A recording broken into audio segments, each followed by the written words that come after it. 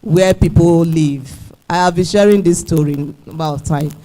They use me to describe where people live. If you want to get address of people around, you see that girl that is not well. Where she is, my house is just behind her house. So I am not well. I am not normal. You say, you see that girl? Where you not well? Where you not complete now? You know now. When you just get to that house, that our house now behind. You understand? So I was not used as a description to people's houses. So that calling is affected me as a young girl, affected my family, because actually led as a family that have an incomplete child. Okay, so it's a very, very negative thing and so sad and very shameful thing that happens in the lives of persons with disability, and misconceptions surrounding the causes of disability usually associated with culture, religion, norms, and beliefs. This negative attitude manifests in rejection, neglect, loss of respect, denial of identity or self-worth, and often results in low self-esteem. As we go along, I'm always sharing my story. One of the biggest strengths that I have is building upon my high self-esteem. I refuse to have low self-esteem, even though my environment, based on discrimination that work against me, will limit me and make me have low self-esteem, but I refuse. So that is one way to eject into our lives as persons with disability, not to come down.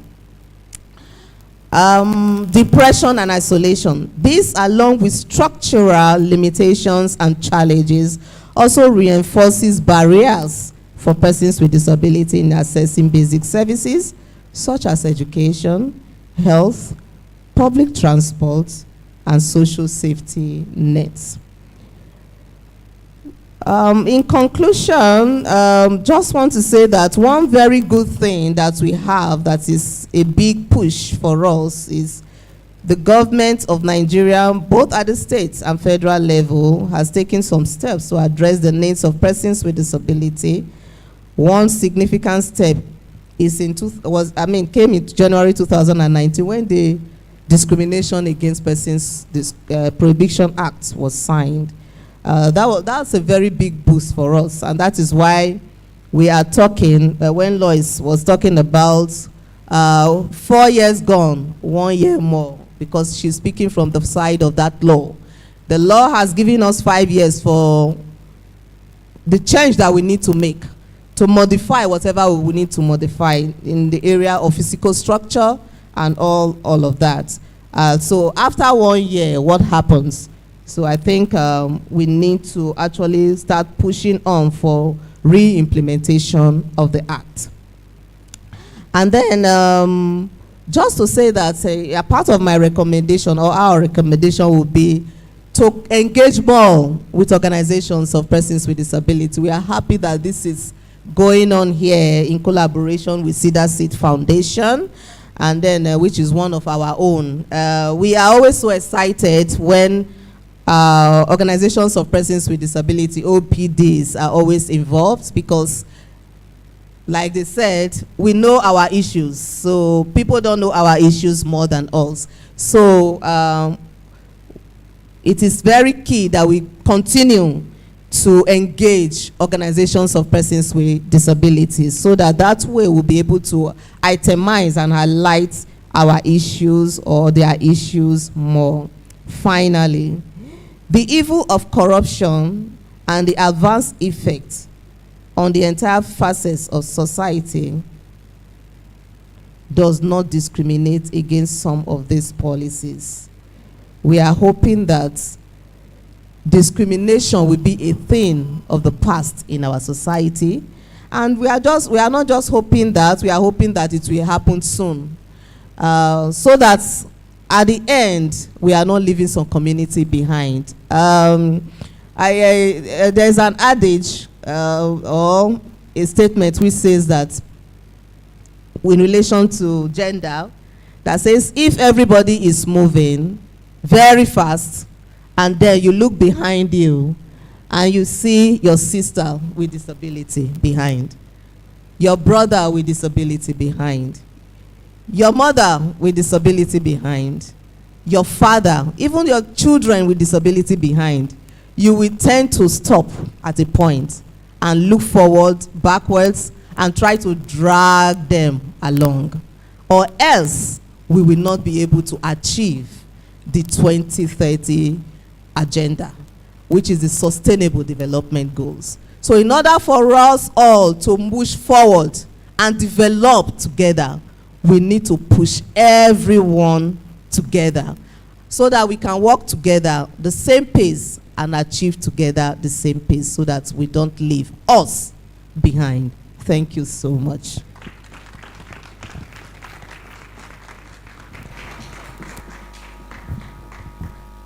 Thank you very, very, very much. That was a very enlightening and educative speech. The next speaker he's going to be the representative of the President Nigeria Labour Congress. The President Nigeria Labour Congress is Comrade Joe Ajaero. Comrade Joe Ajaero is a prominent Nigerian trade unionist who has made significant contributions to the growth and development of labor unions in Nigeria. He currently serves as president of the Nigerian Labour Congress. He has been involved in several labor disputes in Nigeria, and he is known for his advocacy for workers' rights and improved working conditions. In recognition for his contribution to labor unionism in Nigeria, Comrade Joe Ajaero has received several awards and honors, both locally and internationally. He is also a member of several professional organizations and has served on various boards and committees and continues to be an active voice in the labor movement in Nigeria. He is represented by Onyeka Chris, who is the Assistant General Secretary, Nigerian Labour Congress.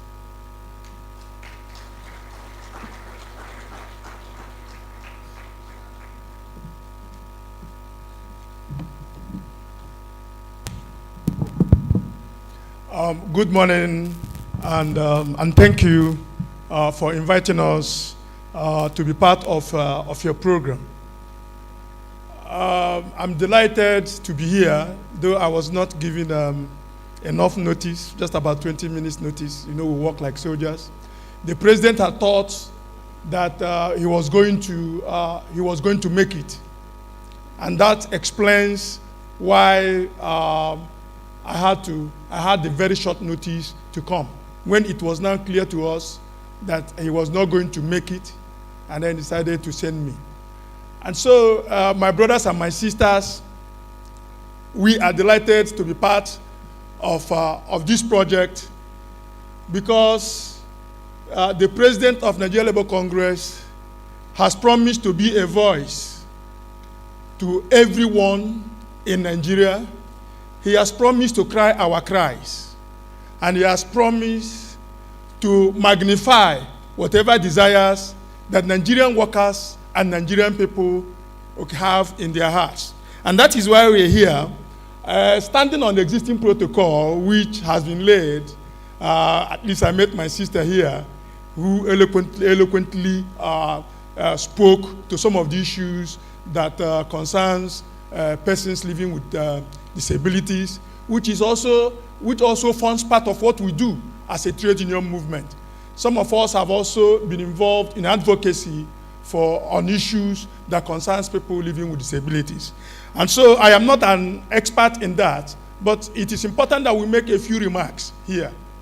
It is important that we know that when we talk about persons living with disabilities, we're also talking about ourselves, because they are workers and they are humans. And as workers, it remains our responsibility to offer the same protection that we offer to every other worker and to every other member of the society. I want us to understand that it is important that for democracy, in fact for society to operate optimally, that participation should be key. And when we talk about participation, it means that we're talking about inclusivity. If participation is whittled down in any way, then society produces suboptimal outcomes. In essence, that when you exclude in any way any segment of the society from the socio-economic process, then you are automatically undermining the very society that you live in.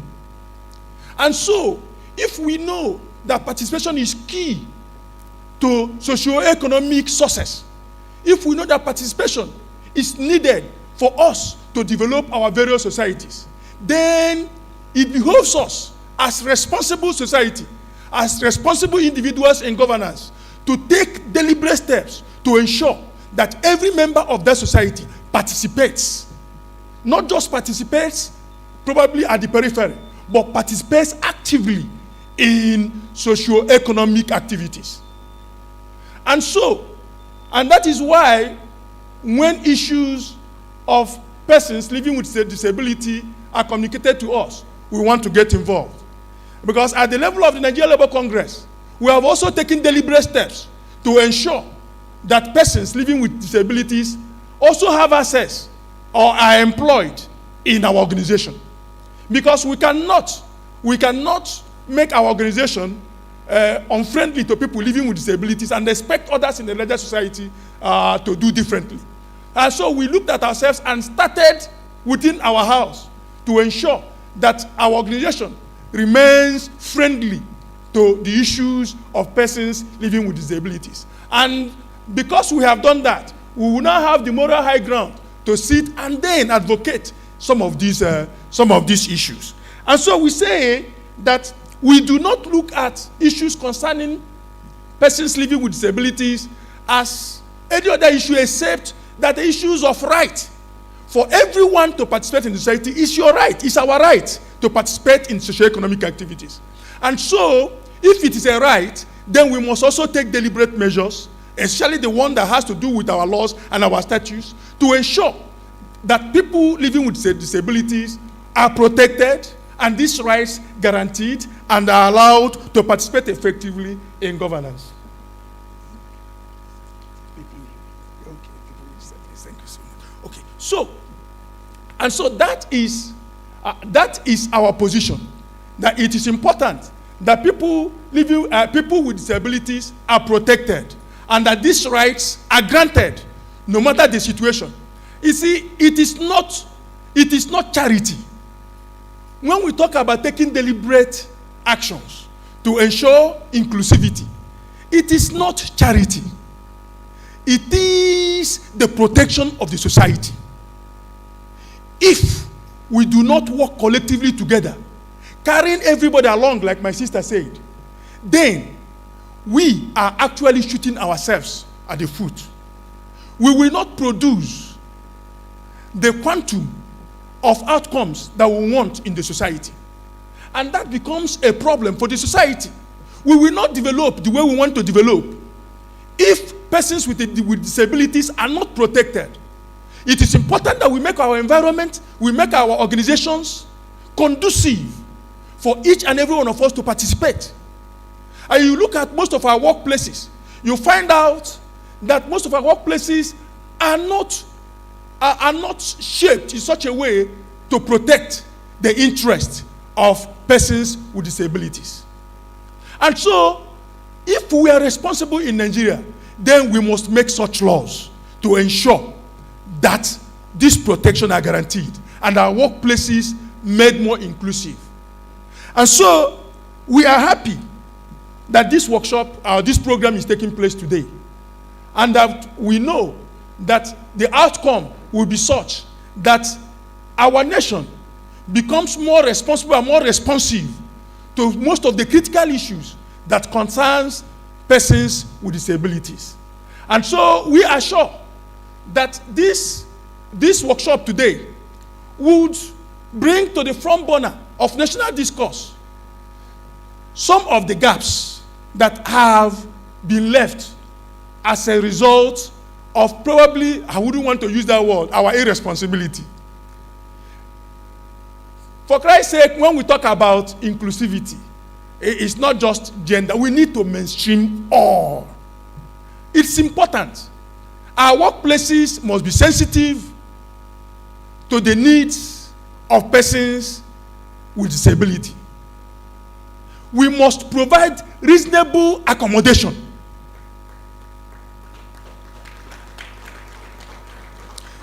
It is crucial if we want to make our society better. You cannot pretend to seek development, and then you leave a critical segment of the society, which persons with disabilities constitute. You cannot pretend to drive development in Nigeria, and you want persons with disabilities to be behind. It is no longer at the back, but it should be side by side. That is the only way we can build a better Nigeria. That is the only way we can make our nation progress. And if we do not take deliberate steps, if we continue to see it as charity, if we continue to see it as something we are doing for them, then that will not work. The only way it will work is when we see each and every one of us, including persons with disabilities, as co-equals in the process, in the project of co-creating a new Nigeria. And I believe that most of us here, persons with disabilities, have already extended their hands of fellowship to all of us so that we can jointly create a new Nigeria. And I believe that that is one of the reasons why this workshop was called. We will continue to fight for persons with disabilities. We will continue to be the voice, because you are part of us. Persons with disabilities are part of Nigerian workers. They are part of the NLC. They are part of the Nigerian people. And it's our responsibility to protect ourselves. We will not leave persons with disabilities behind. We will work together, side by side, hand to hand, join together to create the new Nigeria that we want. That is why it is important that we must address the issue of corruption as it affects persons with disabilities. Because we know that when our resources are frittered away, it becomes difficult for us to implement those policies that we have so much designed that will help persons with disabilities to make our society more inclusive. For example, the buildings that need to be made more persons disabilities compliant will not be made compliant because some people have stolen the wealth. And so it is important that we also fight corruption, because when we fight corruption, we free resources to enable the society to make these provisions, these fundamental changes that will allow all of us to contribute and participate effectively in nation building.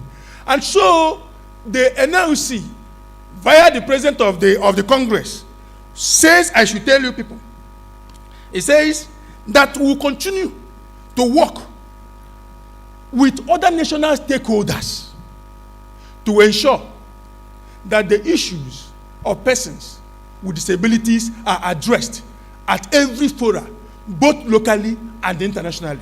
Remember, we will be your voice. We are already your voice. We will be your voice. We will speak your mind. We will speak your desires. We will speak your expectations. All you need to do is to continue getting involved with us, and you are sure that you have a partner that will continue working with you. And so, comrades, we thank you as we stretch forth our hands once again for you to join us to build a new Nigeria. Thank you so much, and God bless you.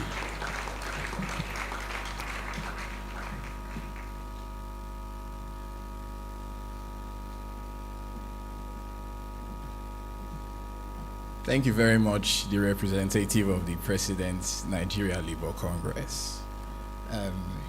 Some of you might be wondering why mid-speech he had to change his use of language. Since we're all learning, it's important that I draw your attention to the fact that there are certain words and phrases that are permissible within the disability space. For example, if you've paid attention, nobody on this podium has used the word disabled. So it is deemed that that word is derogatory to persons with disability. And our comrade, when he was talking earlier, erroneously, I mean, it's not his fault, but he used the phrase persons living with disability. So that's not permissible within the disability space. The phrase that is permissible within the disability space is persons with disability, or PWDs. The next on the agenda is our panel. This panel is made up of 4 speakers. It's going to discuss inclusion and integration for persons with disability. One of our speakers is Apomida Haruna Samani from the Federal Ministry of Justice. I think she can come and take a seat at the panel whilst I read out her biography. Miss Apomida Haruna Samani is an experienced lawyer, gender and disability inclusion advocate, with a proven track record of working with the Ministry of Justice and Haley Hope Foundation. She is passionate about human rights advocacy and dedicated to ensuring justice for all. She possesses a comprehensive understanding of legal procedures and regulations, with a focus on protecting the rights of marginalized communities, especially women and persons with disability. A round of applause, ladies and gentlemen. The second panelist is Chris Obiora Agbo, who is a disability inclusion expert. Mr. Chris, you may come forward. Thank you very much. Chris Obiora Agbo is a Nigerian disability inclusion expert and social entrepreneur who has dedicated his career to promoting the welfare and empowerment of persons with disabilities. He is the founder of the Center for Citizens with Disabilities, a non-governmental organization that provides various services, including advocacy, training, and capacity building to promote the social, economic, and political inclusion of persons with disability in Nigeria. He is a passionate advocate for disability inclusion and has spoken at various national and international forums on disability rights and inclusion. He continues to work towards a more inclusive society for persons with disability in Nigeria and beyond. A round of applause, ladies and gentlemen. The next panelist is Cynthia Onyinyechi Ukachi, who is from the Network for Women with Disabilities. Cynthia Onyinyechi Ukachi is the founder of the Network for Women with Disabilities, a non-governmental organization that focuses on promoting the rights and inclusion of women and girls with disabilities in Nigeria. The Network for Women with Disabilities has since become a leading voice in disability rights advocacy in Nigeria. The organization provides various services to women and girls with disability, including capacity building, advocacy, and support for their inclusion in education, employment, and leadership positions. She has received various awards and recognitions for her contribution to the field.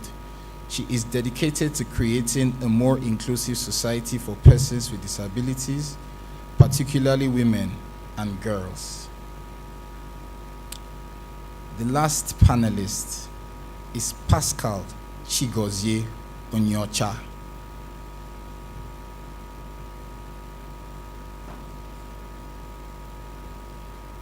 He is from I Smile Because You Smile.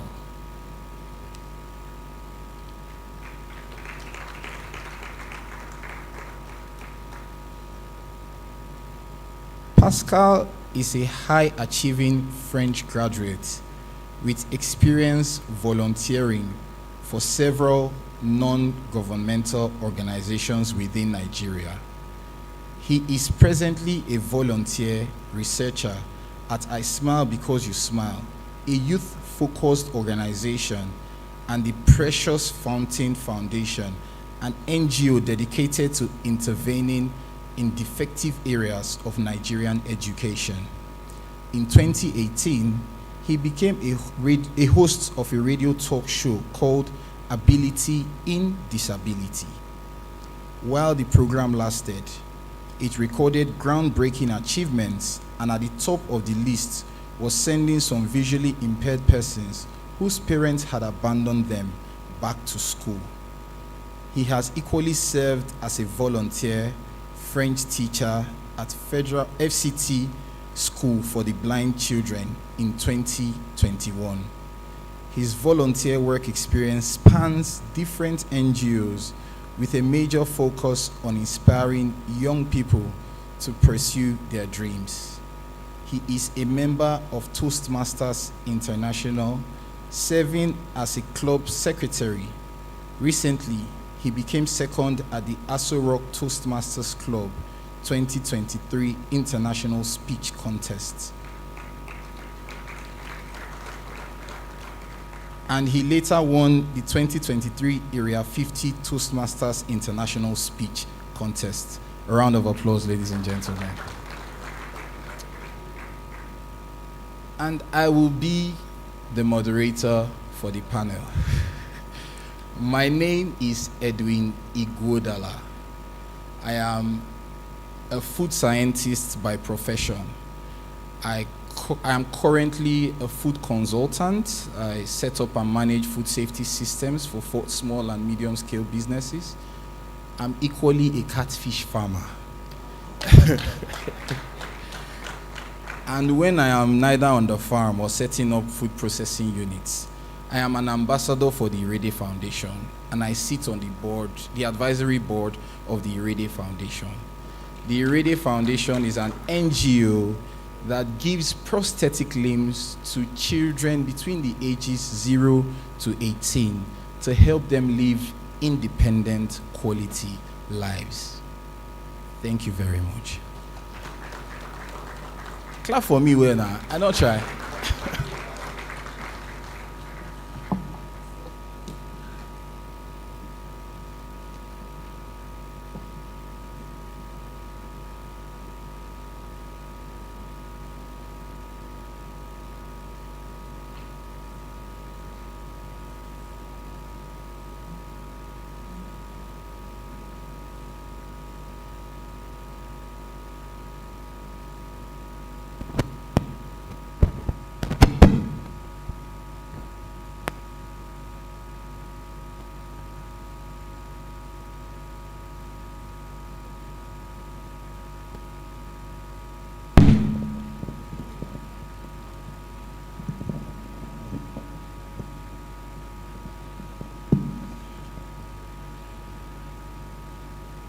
Mr. Chris, the conversation is going to start from you.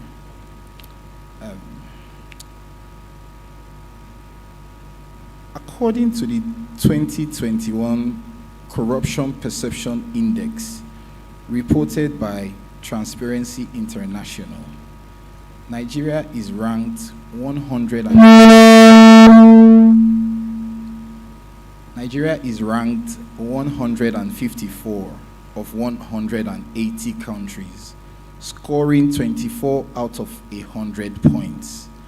As a disability inclusion expert, how do you think corruption affects the inclusion of persons with disability in Nigeria's social, political, and economic development?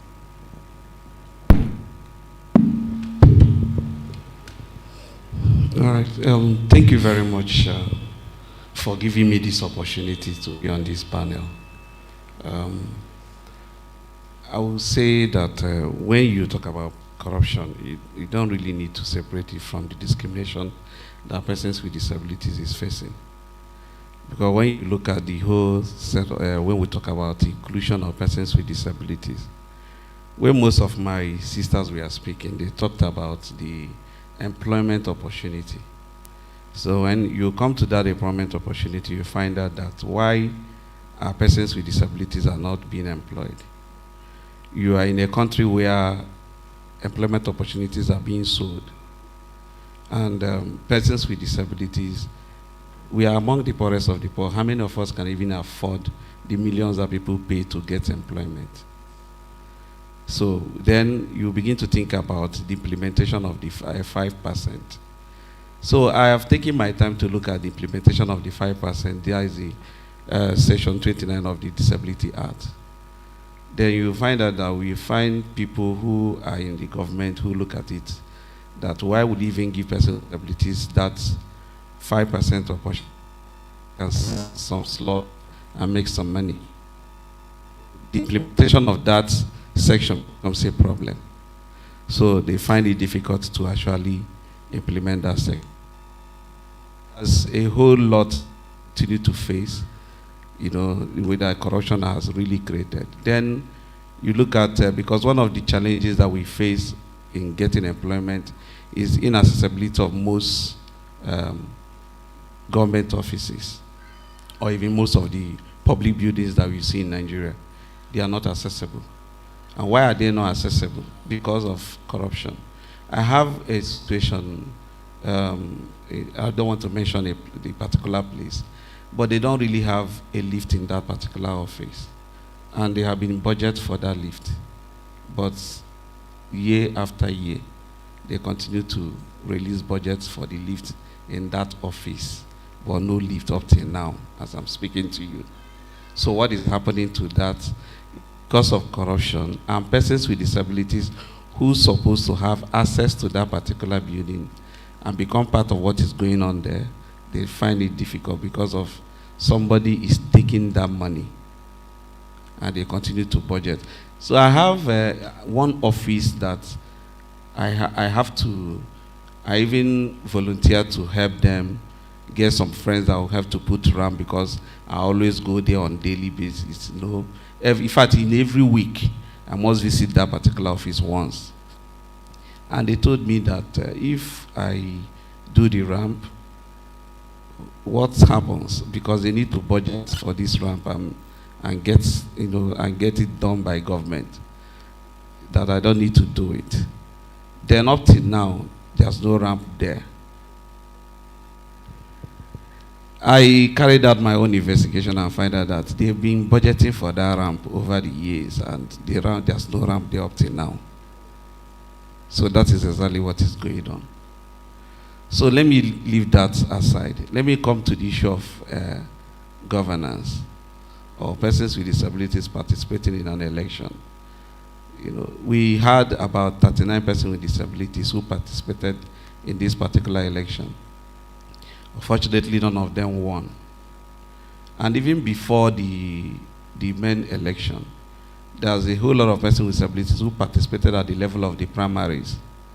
Many of them, and just only, I don't really have the number that participated, but just 39 that scared through. And even if you look at that 39, they came from most of the parties, not the big parties. There are just some parties who have volunteered to just give them ticket, just give them ticket. If you want to contest, come, we'll give you ticket. And at the end of the day, they don't know why none of them made it through. Because we are running money politics. You must have the capacity to rig. You also must have capacity to buy vote for you to scare through. And we don't really have money to do so. And that is why you can't find much persons with disabilities winning elections. At the level of the primary, some of them don't really have the money to pay the delegates, and they couldn't make it beyond the primaries, especially those who contested in the big parties.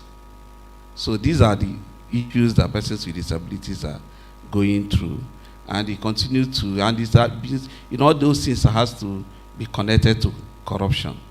And that's why if you continue to run the way we are running in this country, you'll find out that it will be very difficult for persons with disabilities to be included in what is going on. I just spent 1 week in France, and I got so angry with Nigeria. You know, I've stayed in France for 1 week, made me so angry with Nigeria, because I find myself in a society that ahead of time they have planned for persons with disabilities. In every part of the community, you see that there's a plan for persons with disabilities. You're walking along the road, the pathways is so smooth for you as a wheelchair user. You can go to anywhere. In fact, when you want to go to the malls, the centers, everywhere is flat. You can't see steps. It makes it easier for you to move. You don't even need anybody to push you around. You move around. The buses, there are so many wheelchair-friendly buses that you can use. So they made life easier for you. So for you to get a job and earn a living as a person with disability, you don't find it difficult. So corruption is one problem that we keep facing as persons with disabilities, and is connected to discrimination that we are facing.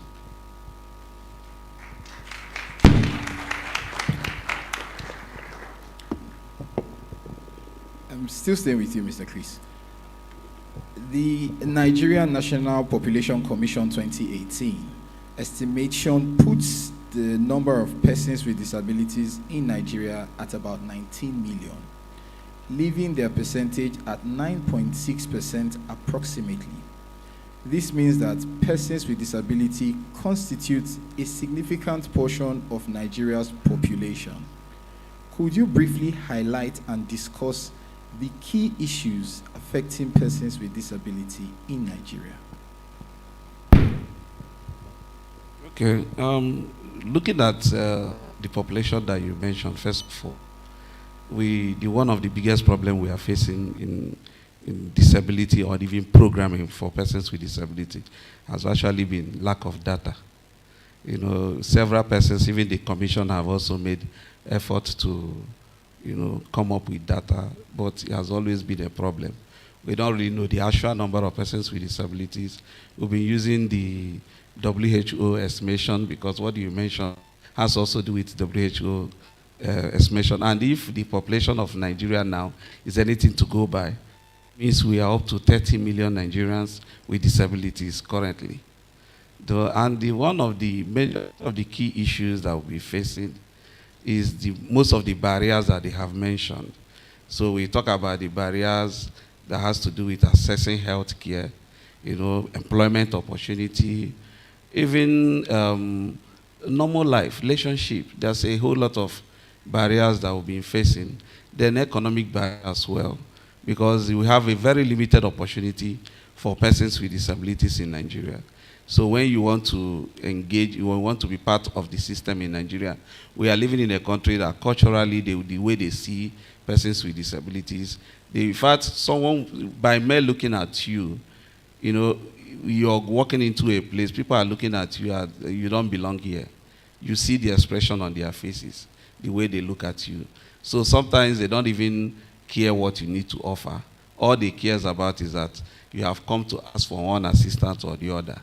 So we live in a community that most people don't really believe in what persons with disabilities is out there to offer. So before you, as a person with disability, would even get to express yourself, that you need to now put an extra effort for people to begin to now see what you can offer. So there are many problems. Then we want to talk about that. For example, when you look at even women with disabilities, their own problems are more, because they face a whole lot of challenges. We find, sometimes I indict my fellow men. I tell them that men in this part of the world are very wicked. Yes, I have to say that, because what men with disability face is different from women with disabilities. Because women with disabilities, we look down on them. People don't really believe, you know. Sometimes that's this story I was hearing. It happened when I traveled home the last time, that this woman with disability fell in love with a man, and what the family keeps saying is that for all the women in the world, is this one that doesn't have leg that he wants to marry. You know, so it was that bad, and at the end of the day, he couldn't withstand the heat from his family, and he chickened out. So, and If he's a man with disability, if nobody finds it, they will just like, so once you're doing well as a man, they don't care whether if you don't have the whole hands and the whole legs, you will get any kind of woman you want. So it's a big issue. So we begin to talk to men, every man in this our community, to begin to have, and because when you see some of these things happening, it's even your fellow men that will be telling you, my guy, now wow, now this one will not get like you won't marry. So men need to change their perception about women with disability. They are wonderful people, and we begin to now see everybody as equals, and we will have a better society where we do so. Thank you very much. I'd like to move the conversation to Mr. Pascal. As a passionate disability inclusion advocate, what have been your experiences so far?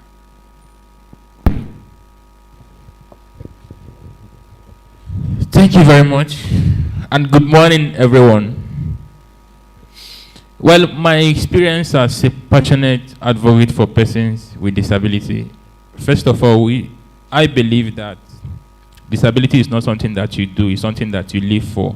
It is beyond sitting in a place and advocating for a certain, or for a specific set of people.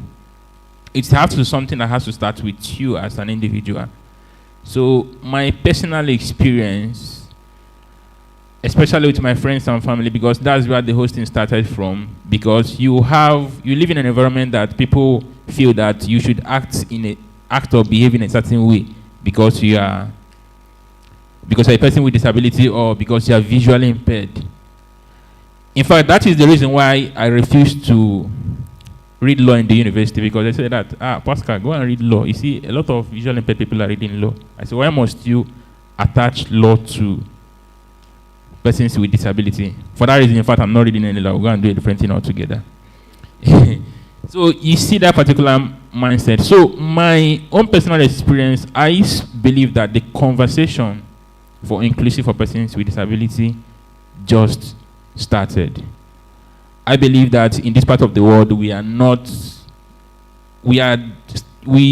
me put it this way, that we have not started the real discussion apart from this one we are having here today. Because you see that a lot of things, both the government are saying, other NGOs are saying, you see that they are not really addressing the issues. You see them come together in a forum like this, speak English, that's the end of the day. But the re-implementation is zero. The re-implementation is completely zero.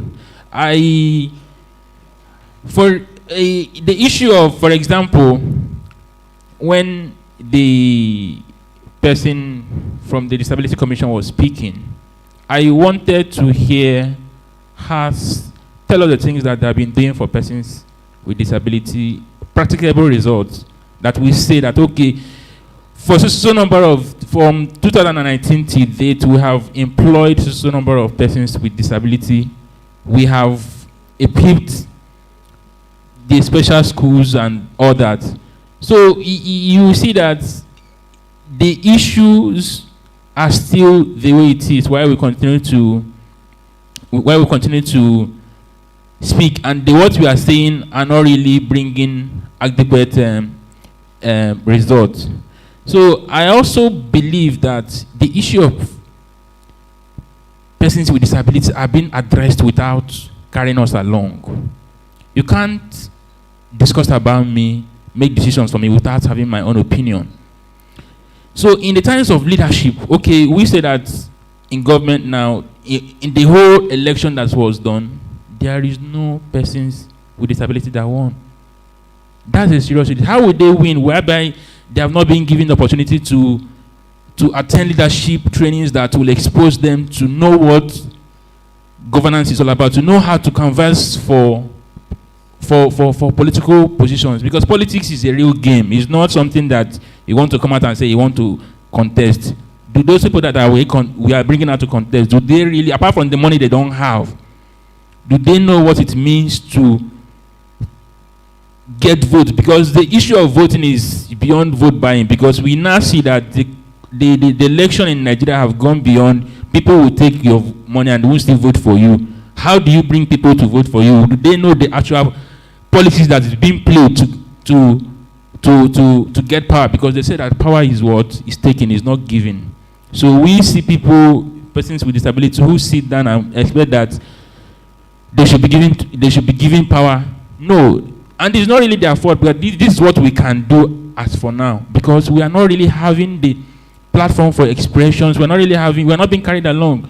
So how will you come and discuss issues concerning persons with disability? On the whole, you will see that there is no person with disability that is taking part in that particular conversation. I know some appointments they give in government, some SA to this, SA to that.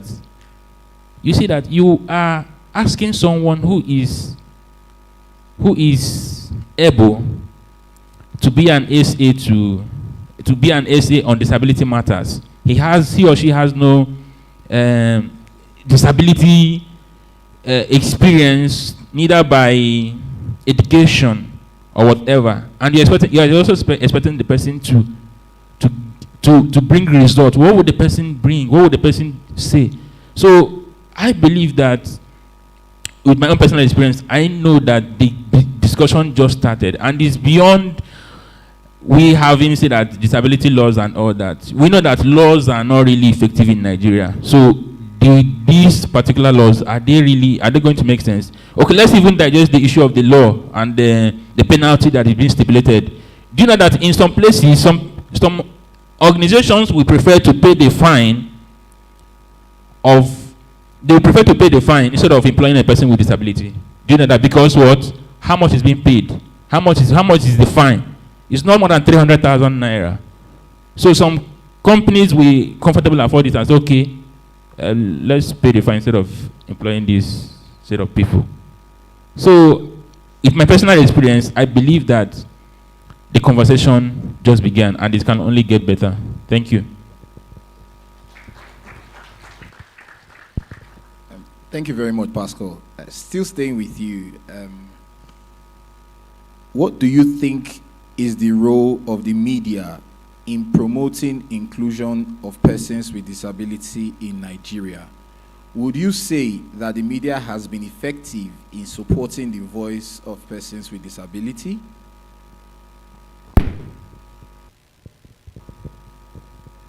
Okay, this question is 2 in 1, so I will take the first one first, which has to do with the role of the media. The media controls the information, and the information controls the mind of the people. So there is a huge role that the media is expected to play. And to connect it with the second question, I will say yes and no. Let me tell you my experience as a host of a radio talk show called Ability and Disability in 2018 to 2020.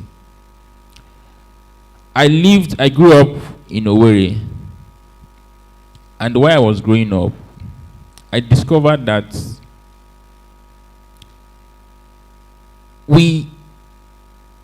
let me say, put it this way, I'm not trying to be harsh or whatever, but that's the simple truth by my personal experience. They are not really receptive to persons with disability. And I personally suffered that. Perhaps you want to board a bike or you want to board a bus, and you see somebody asking you, I hope are you with your money? And so they believe that every person that is blind is a beggar. Every person that uses clothes is a beggar. In fact, if you have any form of impairment, they have labeled you a beggar. So while I was in the university, when they see you on the road, if you ask them to assist you, they'll say, "What? Why did you come out? Why can't you stay in the house?" such questions are being asked, you know. So at a point when I started doing that program on radio, there was a mind shift. At some point, I would decide to move around the town without just not going anywhere, but just to observe how people will treat me. I discovered that people's mindset has begun to change towards persons with disability in terms of assisting them. One day I met a bus driver, and he said there is a particular program I used to listen on radio. You know, that program has really helped me to change my mindset about persons with disability. So the issue of the media has three major roles to play. The media has the role of making persons with disability, because we know that there are some persons with disability who believe that they cannot go to school. I've come across such people when I was doing that particular program. They said that, so I felt that I can't go to school. I don't know that blind people can go to school. I've been at home for 15 years doing nothing. So it will make them to also to believe in themselves. And it's also, the media also has the role of sending the message of making people to understand that there is a huge ability in disability, that you are a person living with disability doesn't mean that you are a liability. They need to preach that gospel. It's a gospel that needs to be preached. As the gospel we preach to, like the ones we are having on the issue of HIV and AIDS, it's supposed to be a media movement, so that it could also help to change the mindset of the people. And the media also, the third one has to do with the family of persons with disability. With disability can do something. So the media has these three issues to address. And are they addressing it right now? The issue is no, because the kind of conversation we are having, for example, the election that just passed, what are the questions that media houses asking the contestants? Is it related to persons with disability? Did they capture the reality of persons with disability? There is even one media giant, which I wouldn't love to call names, and there is a persons living with disability. I say, if a media personnel do not know how to address a person with disability, I wonder the kind of questions that she's going to ask concerning person with disability. So are they doing it effectively? The answer is no. There should be a massive, it's supposed to be a movement, not just a one-day talk. It's supposed to be something that needs to be a gospel that needs to be preached every day and every time on air. So as if they are doing enough, no. They are not to be blamed as well, because I also believe that for such to happen, there are other people there are other organizations that need to be involved in making sure that such goal is being achieved adequately. Thank you. I would like to move the conversation to Ms. Cynthia Onyinyechi. Women with disabilities are said to suffer multiple forms of discrimination on the basis of their gender and disability. Due to the intersectionality in gender and disability discrimination, these discriminations take various shapes and forms and can occur during job search or recruitment, relationship and marriage, political appointment, and so on. As a young woman with disability, could you please tell us, in your experience so far, making particular references to the above mentioned issues and more? Okay, thank you very much. First of all, I would want to put a disclaimer. Okachi Cynthia is not the founder of Network of Women with Disabilities. I am a member by default and work for them. Having said that, I discovered I am the only person with disability and who is a woman at this panel front with a disability. Oh, you have a disability. Oh, thank you. And that is the reality of the society we are in. I will share some experiences, just like it is known that women with disabilities suffer double discrimination, coming from the family, from the society. During my educational days, the teachers were not well informed. They didn't pay attention to the peculiarity of my disability. And this is also evident in the cases of other persons with disability. Not all educational institutions are inclusive. And even when they are, they do not pay attention to the peculiarities of or the different clusters of persons with disabilities. Imagine me seated in a classroom and I'm asked to sit just anywhere, and mathematics is being taught, you know, on the blackboard or whiteboard, and you are expected that I should see all the workings on the board. It leaves me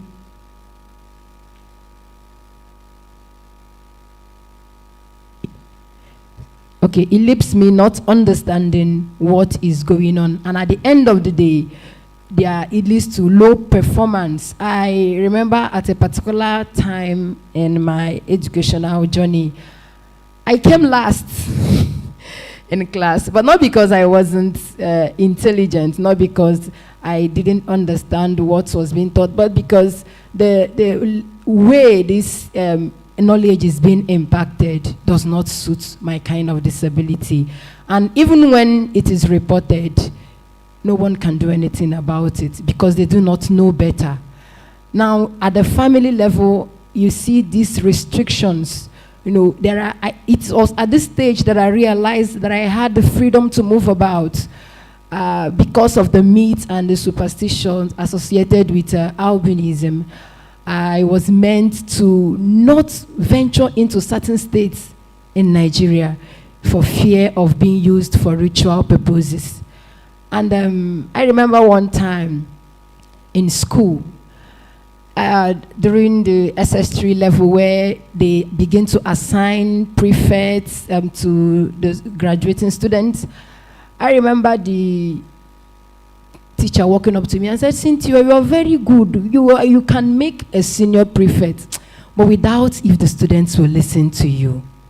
Why would they listen to me? If I'm capable, why not? That is where the discrimination comes in. Now you go down into the society, into relationship, marriages. How can a person with albinism or a woman with disability be bold to go into marriage or relationship, knowing that there are myths? I'm sure some of us are aware of this myth that is going around, that women with albinism, sleeping with them, having sex with them is a cure for HIV. I don't know where they get that from, but that is a huge challenge. You are not secured going into a relationship. How sure am I that this person that is coming to me is not coming out of whatever he or she believes? There is this other odd belief about women with albinism being this lock charm for persons to make wealth. And someone is coming to you professing love, proposing marriage. And that is where you hear issues of women with disability being sent out of their homes, because at the end of the day, these spouses get disappointed. You marry the person and you don't get rich the next year. You send them packing. These are our experiences. An auntie told me some time ago, say, "Cynthia, please, don't select partners, please. So when they come to you, any man that comes, just marry you. You know this your color." This is coming from a concerned family member, but an uninformed one. This is coming from a heart that wants you to get, the best in the society. It's not informed. So,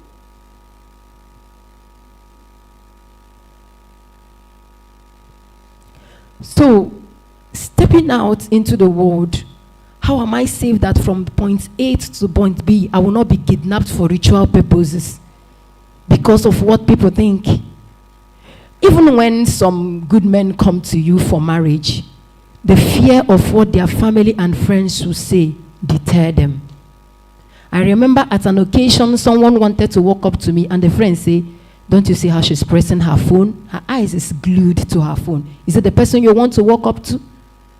These are the challenges. You know, when we talk about the challenges of persons with disability, you think we are talking about things that happen in the moon. These are the daily experiences of people seated here. And myself, you are going out to look for a job. The first thing they ask you is, they don't ask because they want to hear what we say. How do you think you can help us? What do you think you can bring? Not because they know you have the capacity, but they are asking because they are already having a low expectation of what you are bringing to the table. The first job I had in Lagos State was given to me because they had a person with albinism who performed very well. So you are judging my capacity because someone with albinism did well. So if she hadn't done well, I wouldn't have been given the opportunity. You are giving me a job because you think, oh, since this person did well and she's a person with a disability, she will do well as well. But this is wrong. I believe I should be given a fair chance to prove myself anywhere I go to. I lost a leadership position just last year because I am a person with albinism and a woman. They say, okay, why not just go for the vice? I shouldn't go for the president. How can you? And as a matter of fact, what I heard was, how can a woman be our president? And she's even a person with albinism. Will she be the one representing us outside? So these and many more are the challenges, even at political level, when positions are given to us. They just maybe give you the leader of women with albinism, the women leader, or leader for women with disabilities. What will happen when I become the overall leader? If I have the capacity, why not?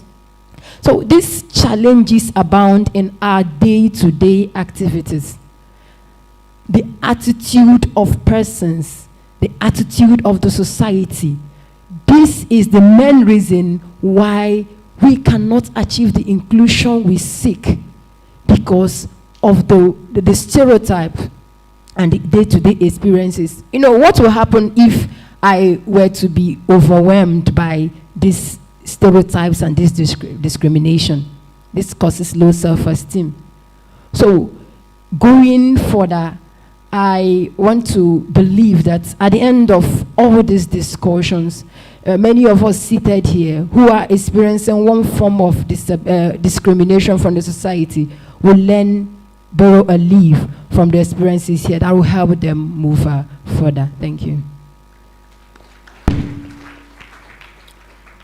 Staying with you, Cynthia, how best do you think women with disabilities can be part of the campaign for inclusion of persons with disability in Nigeria?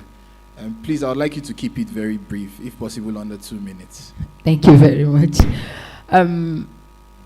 Just like it is known, there is in every section of marginalized group, you must find a woman with disability. So, women with disability stands out and should be addressed as a standout issue. And they can participate in the campaign for inclusion. First, at decision level or at the table of interest, how many women with disabilities are found? It is sad to note that even in the community of persons with disability, women with disabilities still remain at the margin of decision making. Women with disability should come out, should be made policy makers, decision makers, just like the mantra, go nothing about us without us. And we do not say nothing about us without us because we just want to be in the room. We want to be at the table. When women with disability are seated at the table of decision making, then issues affecting them can be brought to the limelight. We cannot overemphasize the importance of economic empowerment and development. Improvement in technology. Tech is taking over this section of the economy, the development of the economy. And if women and women with disabilities are left out, we will continue to stay behind. Women can come out to amplify their voices by equipping themselves with the technological development, with the trending digital innovations, building capacities, economic capacities, digital capacities, to help them compete and succeed in an already competitive environment. Women with disabilities should spread awareness. It helps to strengthen the weary hearts of those who are still lacking in the shadows. Celebrating women who have achieved, celebrating women who have aimed or who have attained higher degree, just like Mr. Pascal made mention, the media promoting this achievements by women, collaborations, partnerships, strengthening collaborations with agencies, with the government, with the CSOs, just like what is happening here today. Collaborations helps. Women are no longer needed to be seated somewhere and wait for their demands to be made. They should come out, speak, contribute, participate. People want to know that you have something to offer. And you can only offer this when you are at the decision-making table. Thank you very much. Thank you very much, Cynthia. Now I'll be moving on to Apomida. As a disability rights and gender equality advocate and a principal state counsel with the Federal Ministry of Justice, what has been your relationship with lawyers with disabilities who are working with you at the ministry? Thank you very much. 2 minutes, please. Thank you very much for this opportunity. I'm really delighted to be here because this is what I do. This is my passion. This is what I live for. And in my ministry, Federal Ministry of Justice, we actually have a very cordial working relationship with my colleagues with disabilities, lawyers and non-lawyers inclusive. We have a forum where we come together and we talk about our issues and we find solutions. Sometimes I always talk to my other colleagues who do not have a disability. I tell them that we have a lot to offer because sometimes they look at you with a disability and they feel like you can't do certain things.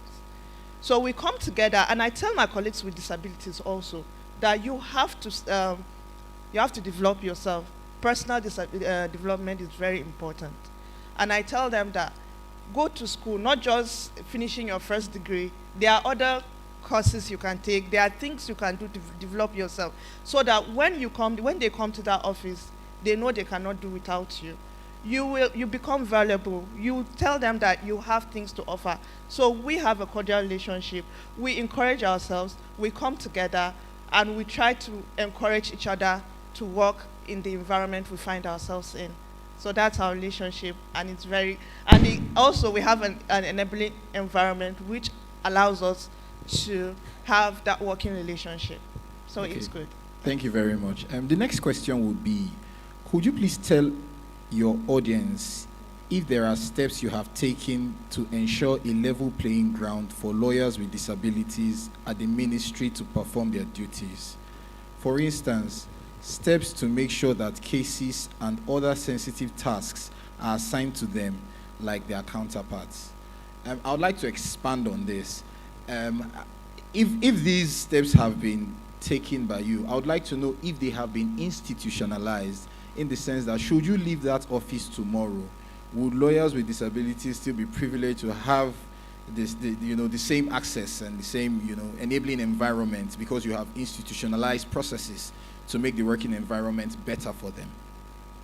So the good thing about this is that I'm not doing it by myself. So the problem is when you say you want to do something alone, when you live there, like you said, what is the sustainability plan? So we do this as a forum I told you about. We have ESCOs, we have people we work with, and we come up with policies. We write to the management because it's a ministry.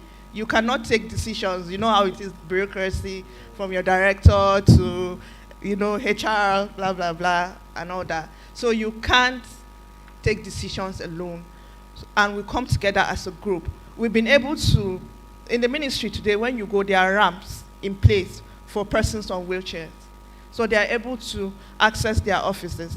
For people that feel they cannot go to we have offices on ground floor for persons on wheelchairs, people that are using crutches, and etc. So it's actually, they've tried, Federal Ministry of Justice has tried to put things in place for persons with disabilities to be able to carry out their duties. We have a management that actually has the issues of persons with disabilities at heart. When we write to them, they listen to us. I know they've been able to provide assistive devices or technologies for lawyers to be able to carry out their duties. When I first started working with Ministry of Justice, I was employed with my colleague who is blind, and he's very, very intelligent, but there was no assistive technology to allow him to carry out his work. You know how it is with lawyers, we have bulky files, and then it's not being converted to Braille and all that. But we were able to go together with him when we started. And he was able to get, I think they call it, I've forgotten the name, I think it's like a typewriter, that is able to convert every document into a readable format for him. And which is something that is still ongoing, because still today, I know recently we're giving laptops with assistive technology for the blind in Ministry of Justice. Yeah, so these are things that we are doing. These are things, we have trainings that the ministry puts in place. Of course, you have to tell them what you want. And we come together as a group and we do that. And that strengthens us, because it's not like I am the person doing it. It's we are the people doing it. And it has to stay in place. I'm a principal state council. We have state councils. We have people who are not lawyers. But beyond us, even when we leave that office, we have people that will take this initiative forward. So these are things that we're doing. Thank you very much. One more question. What are the challenges you have faced as a council and the lessons you have learned so far? So my major challenge as the state council... Briefly. I'll try. So my major challenge as the state council is the bias and stereotype I get to pass through every day during work. Because when people come to the office and they see you and you have a disability, the first thing they see, they don't even see you, the person. They don't see your capability. They see your disability. So you have to work twice as hard as your counterparts to be able to prove yourself. Sometimes it impacts on your mental health, because you're working and you're overstretching yourself, you're overcompensating just for people to see you. So it's a lot on your mental health. And the bias and the stereotype, like someone, I can't remember, I think, okay, she has gone, said earlier, it's something that is in us. It's going to be very difficult to break through. But we are trying. I know we are not where we used to be. Now, persons with disabilities are given opportunities, even though it's not like 100%, it's not what we want it to be, but people see us for what we can do. There are people that no matter what you do, they will not. That one is there. But then we have people that see us for what we can do. In my office today, I do a lot of work. My director believes in me. She gives me work to do. My colleagues believe in me. They give me, because they see what I can do, I push myself. I develop myself. So it's not, I'm not even just sitting down there and saying, oh, I have a disability, nobody believes in me, but what can I do to change the perception of these people? And this is what I've been doing, and I've built on my self-confidence. I don't used to be like this before. I can never speak in public. I can never. But when I started serving, sorry, I know I'm talking to the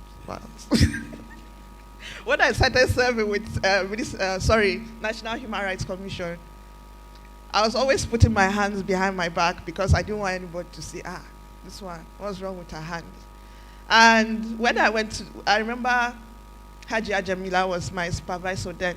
The first time I entered that office, she asked me, she said, why are you hiding your hands behind your back?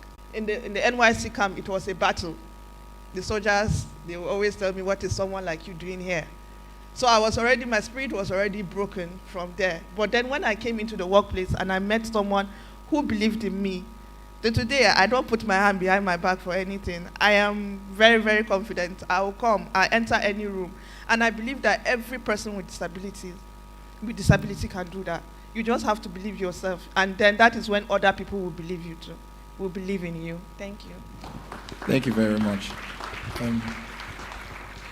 I would like to move the conversation to Miss Cynthia.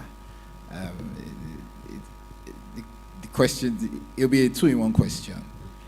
In your opinion, what are the challenges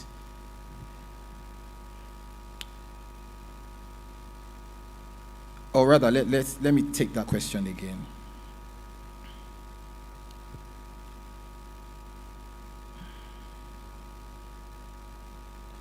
In your opinion, what are the challenges that women with disabilities are likely going to face in promoting inclusion in Nigeria? That's one. Then how do you think they can surmount these challenges?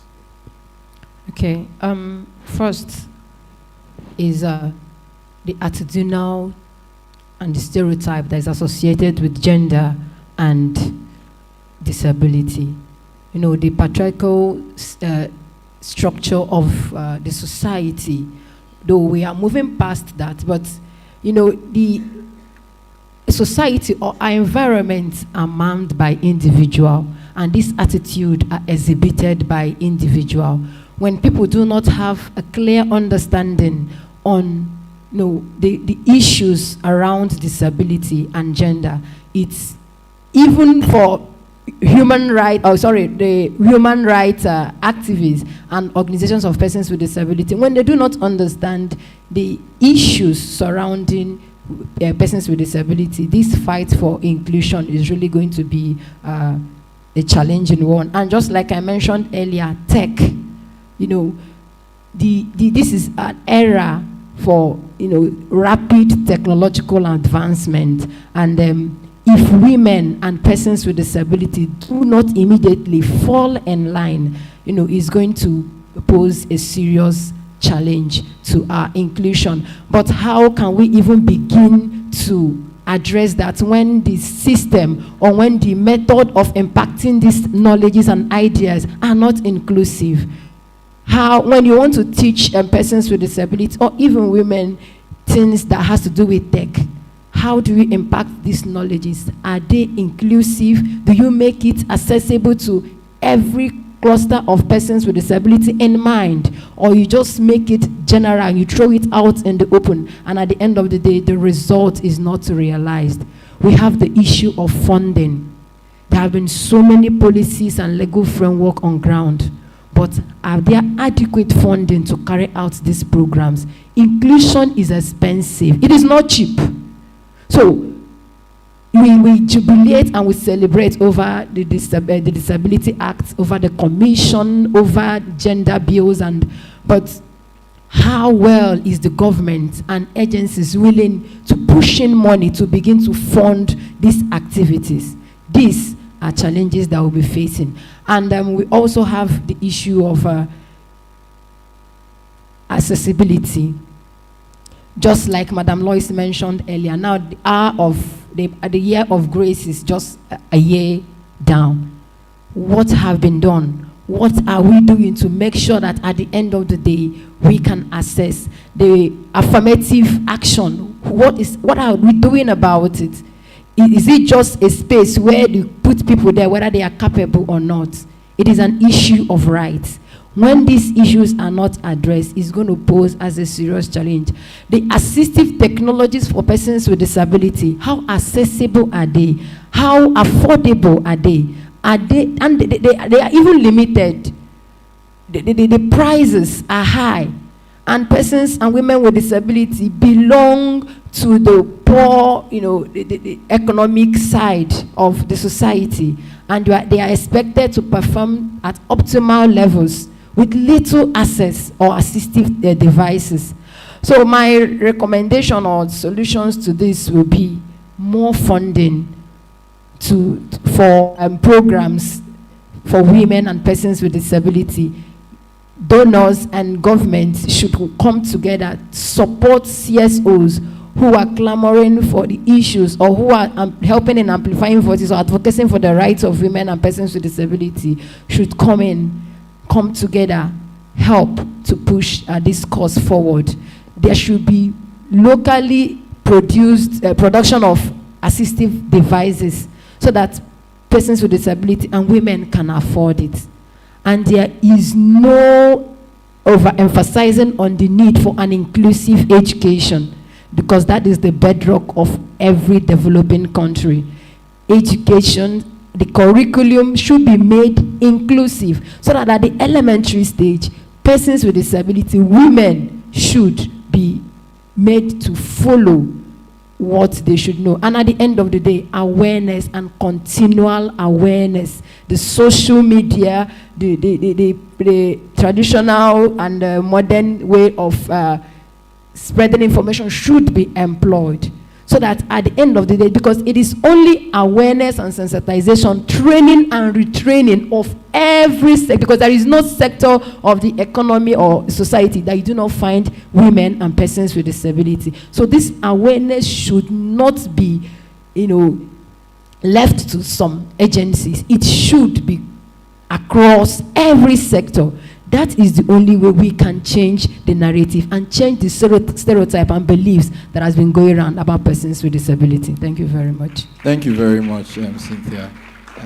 I'd like to move the conversation to Pascal. So, how can accountability conversations aid inclusions for persons with disability in Nigeria, in your opinion? Okay, thank you very much for that question. Like the conversation we're having here today, I believe that anybody in this room, whether you are a person living with disability, whether you're a person with disability or you are not, I believe that there will be a mind shift from this conversation that we're having here today. We have seen it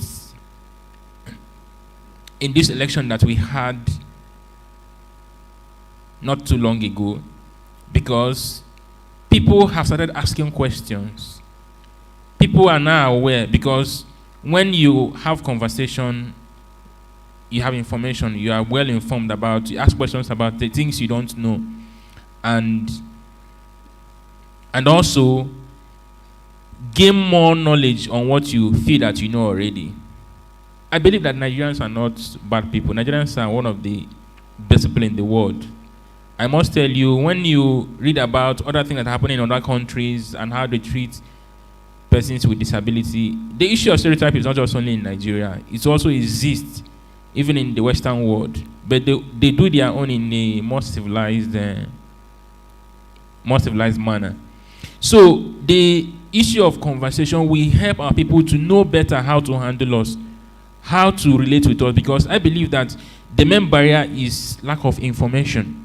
So when we continue to have conversations like this, when we continue to engage more people, and opportunities should also be given to ask for disabled persons themselves to ask questions about what their problems are and how it's being tackled. Even our leaders themselves who are representing us, like for those who are in the commission, I believe if we had opportunity today to ask them questions, I'll be the number one person to ask them questions, because I believe that they're not representing us very well. And Because there is no forum of this nature for us to ask questions on what they are doing for us and how they are doing whatever they feel that they are doing for us.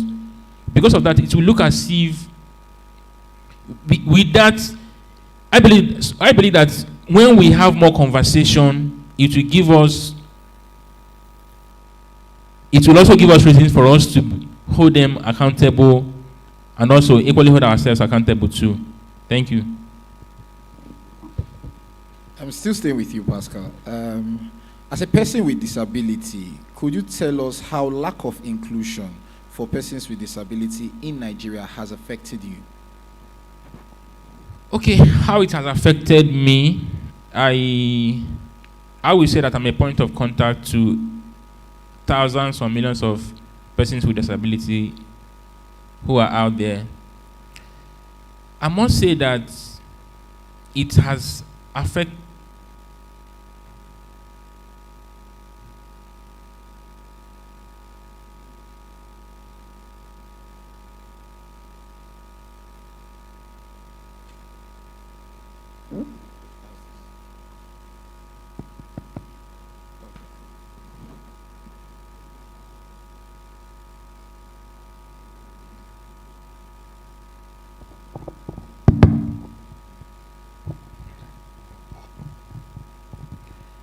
Okay. Yes, it has affected me in a negative way, and I believe that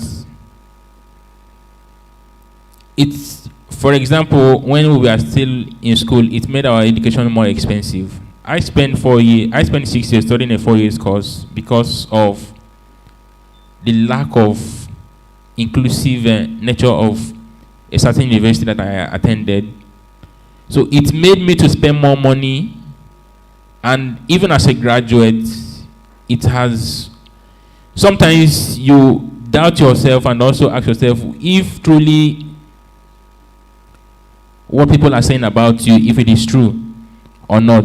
And I will also say that, as I say that, I am a point of contact to other millions of persons with disability out there.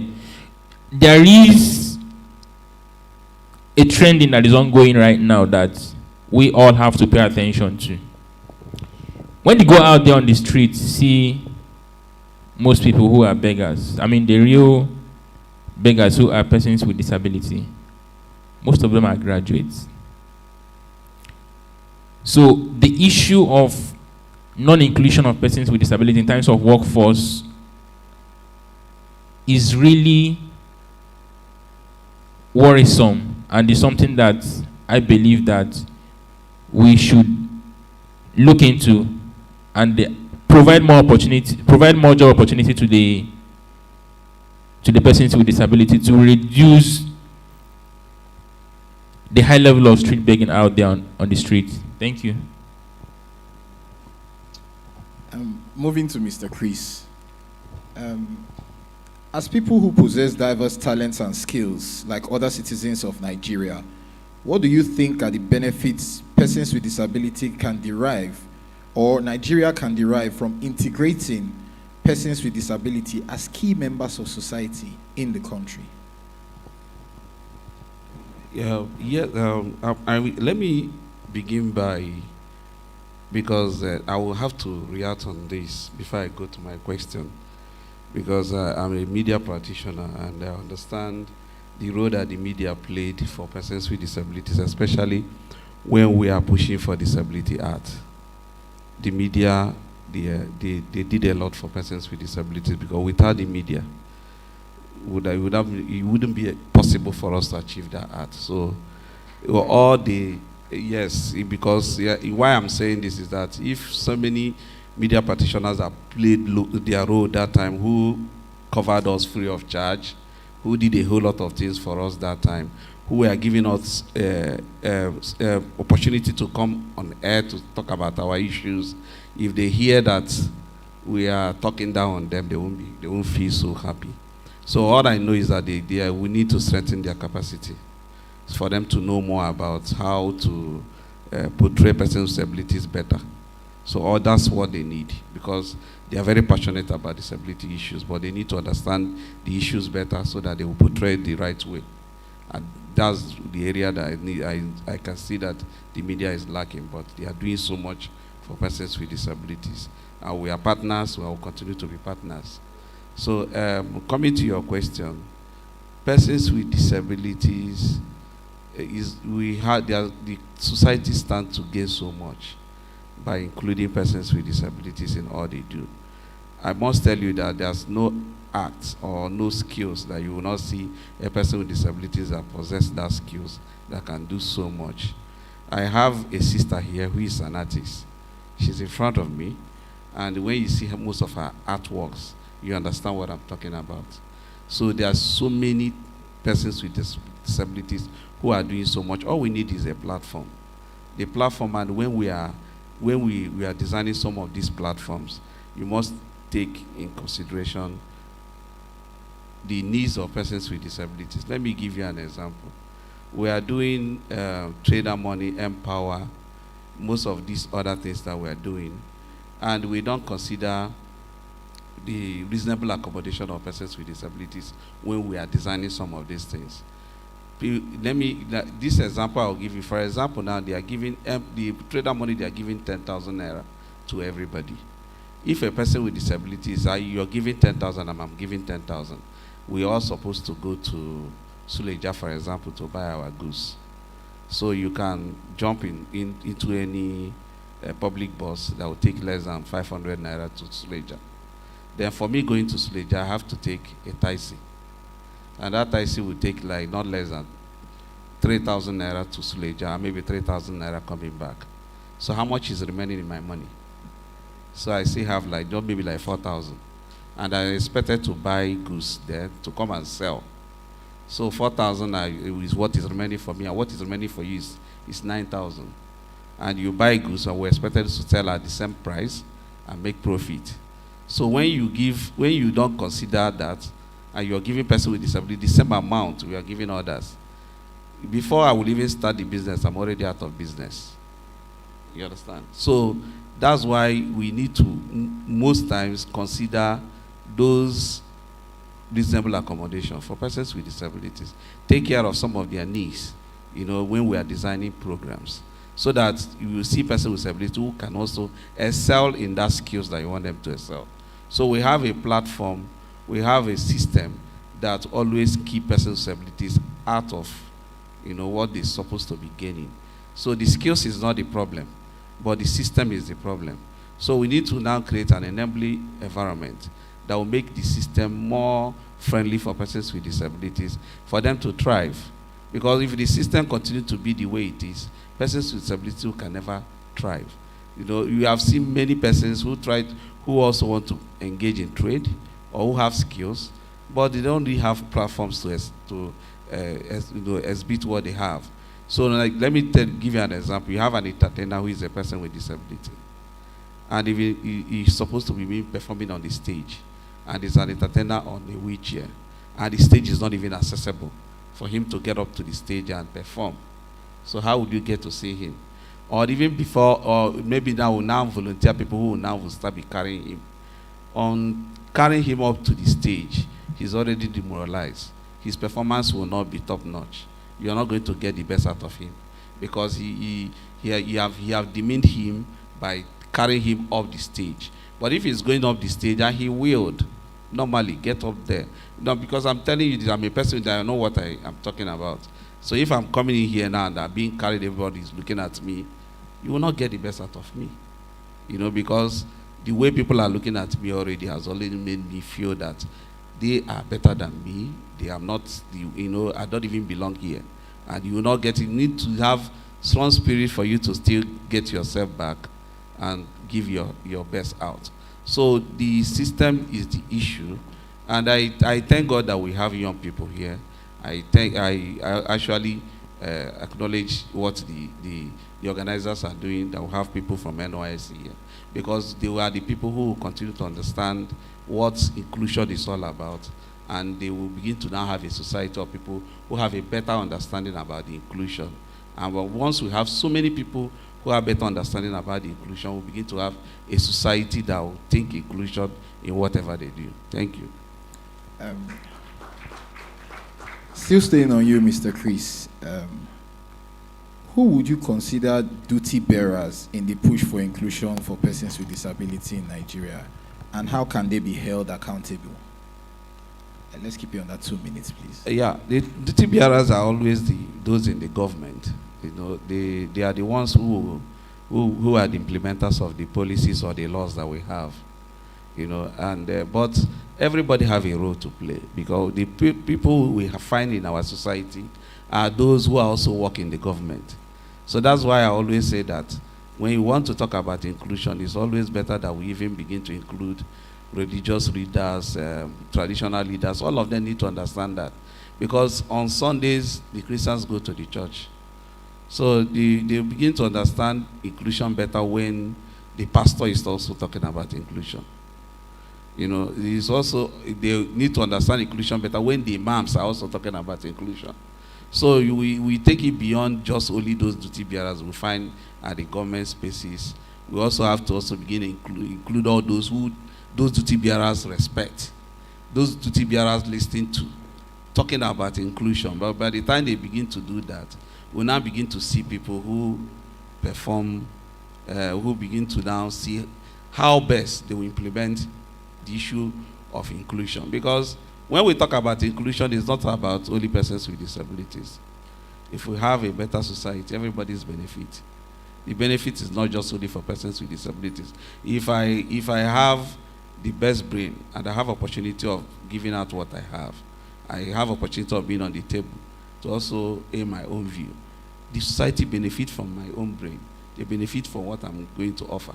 But if the system is in such a way that I have the solution, I don't even have opportunity of giving out what I have, then the society is lacking, because they don't really have the opportunity of getting what I need to offer. So that's why we need to have a better society that all hands must be on deck, that the brains of persons with disabilities will still be there. We have had opportunities of people who are on wheelchair and they've ruled the country and they did well. So for the fact that someone is a person with disabilities does not mean that we need to now put up a system that will put them out of what is going on. It should be part of what is going on, and must ensure to create a society that will bring all of them to the table. Thank you very much. The next question is for Apomida. Could you please pass the mic to her?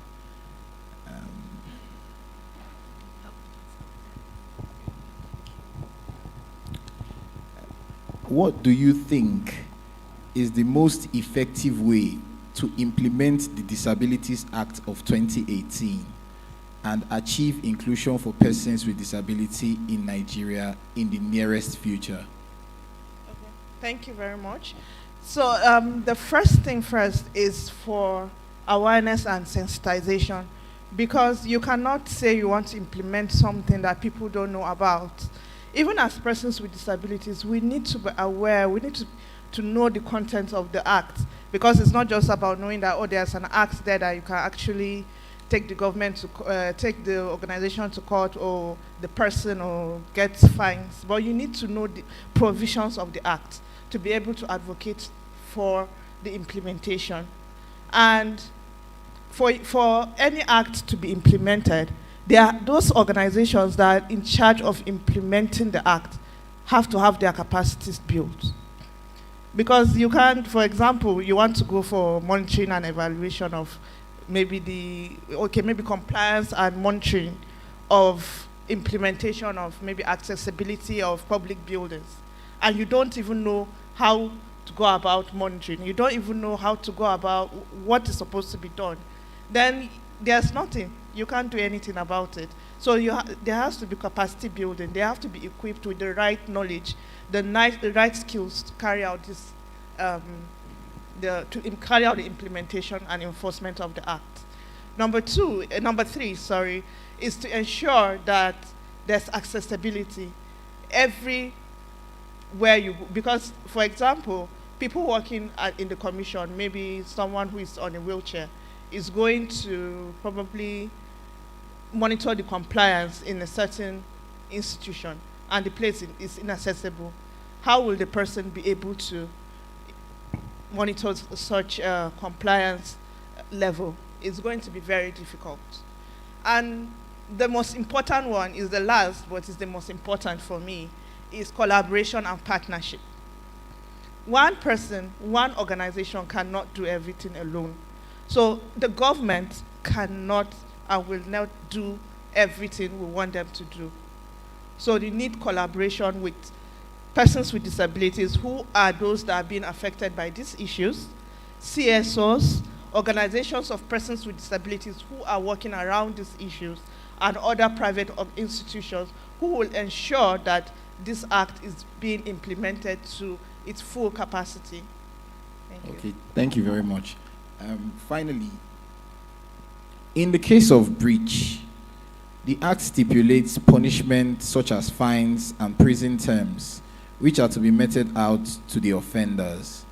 What are the institutions in Nigeria that are responsible for making sure that defaulters of the Act face the law? And how can we get institutions to be effective in executing their duties? Okay, so first and foremost, the number one institution is the National Commission for Persons with Disabilities, which has been saddled with the implementation and coordination and everything that has to do with the National Disability Act. So number one is the National Commission for Persons with Disabilities. Number two is the Federal Ministry of Justice, which is the institution that is saddled with prosecuting everything that has to do with the Act. Number three, there are law enforcement agencies, that the Nigerian police, EFCC, and other law enforcement agencies that we have in the country. Those are the three institutions that I can think of right now to mention that are in charge of implementing or enforcing the Act. And what can be, what's that second question again? Can you repeat? The second question is, how can we get such institutions to be effective in executing their duties? Okay, so number one is funding. No institution can effectively operate without adequate funding. So we need the government to fund these institutions, that the few institutions I've mentioned and others. And one thing that I've always said is that as citizens, we have to be interested in the budget. Budget tracking is very important. There are organizations that I know that are already spearheading this budget tracking aspect of the government. But how liable? I know people who are working around gender. I know people who are working about around effective or efficient government. But do we have organizations that are responsible for tracking this budget and seeing that they have disability components entrenched in them? And if they have, are they being implemented?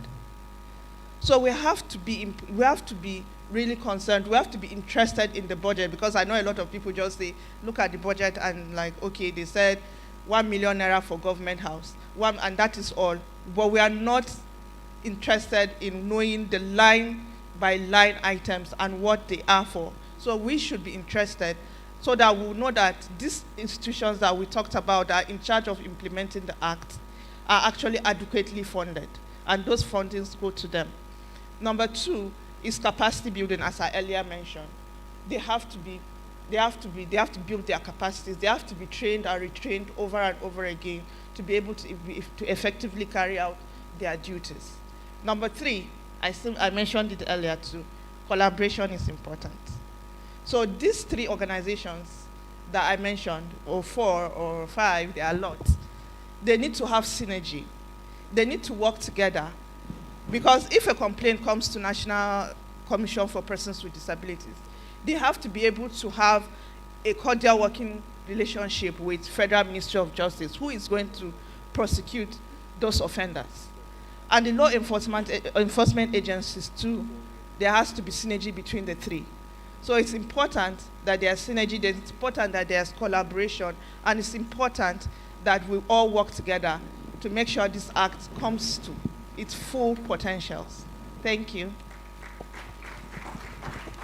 Thank you very much. Back to Mr. Chris. It seems like you have a lot of questions. So the next question for you is, could you briefly assess the role, impact, and challenges of persons with disability organizations in promoting inclusion of persons with disability in Nigeria? Are there lessons to be learned? All right. Yes, let me first of all borrow the last thing that she said when she talked about collaborations. Collaboration is very important, because that's one thing that I can say that has been not well utilized among organizations of persons with disabilities in Nigeria. On the impact, a whole lot of them have been doing something. They have been working in different areas, just like she also mentioned.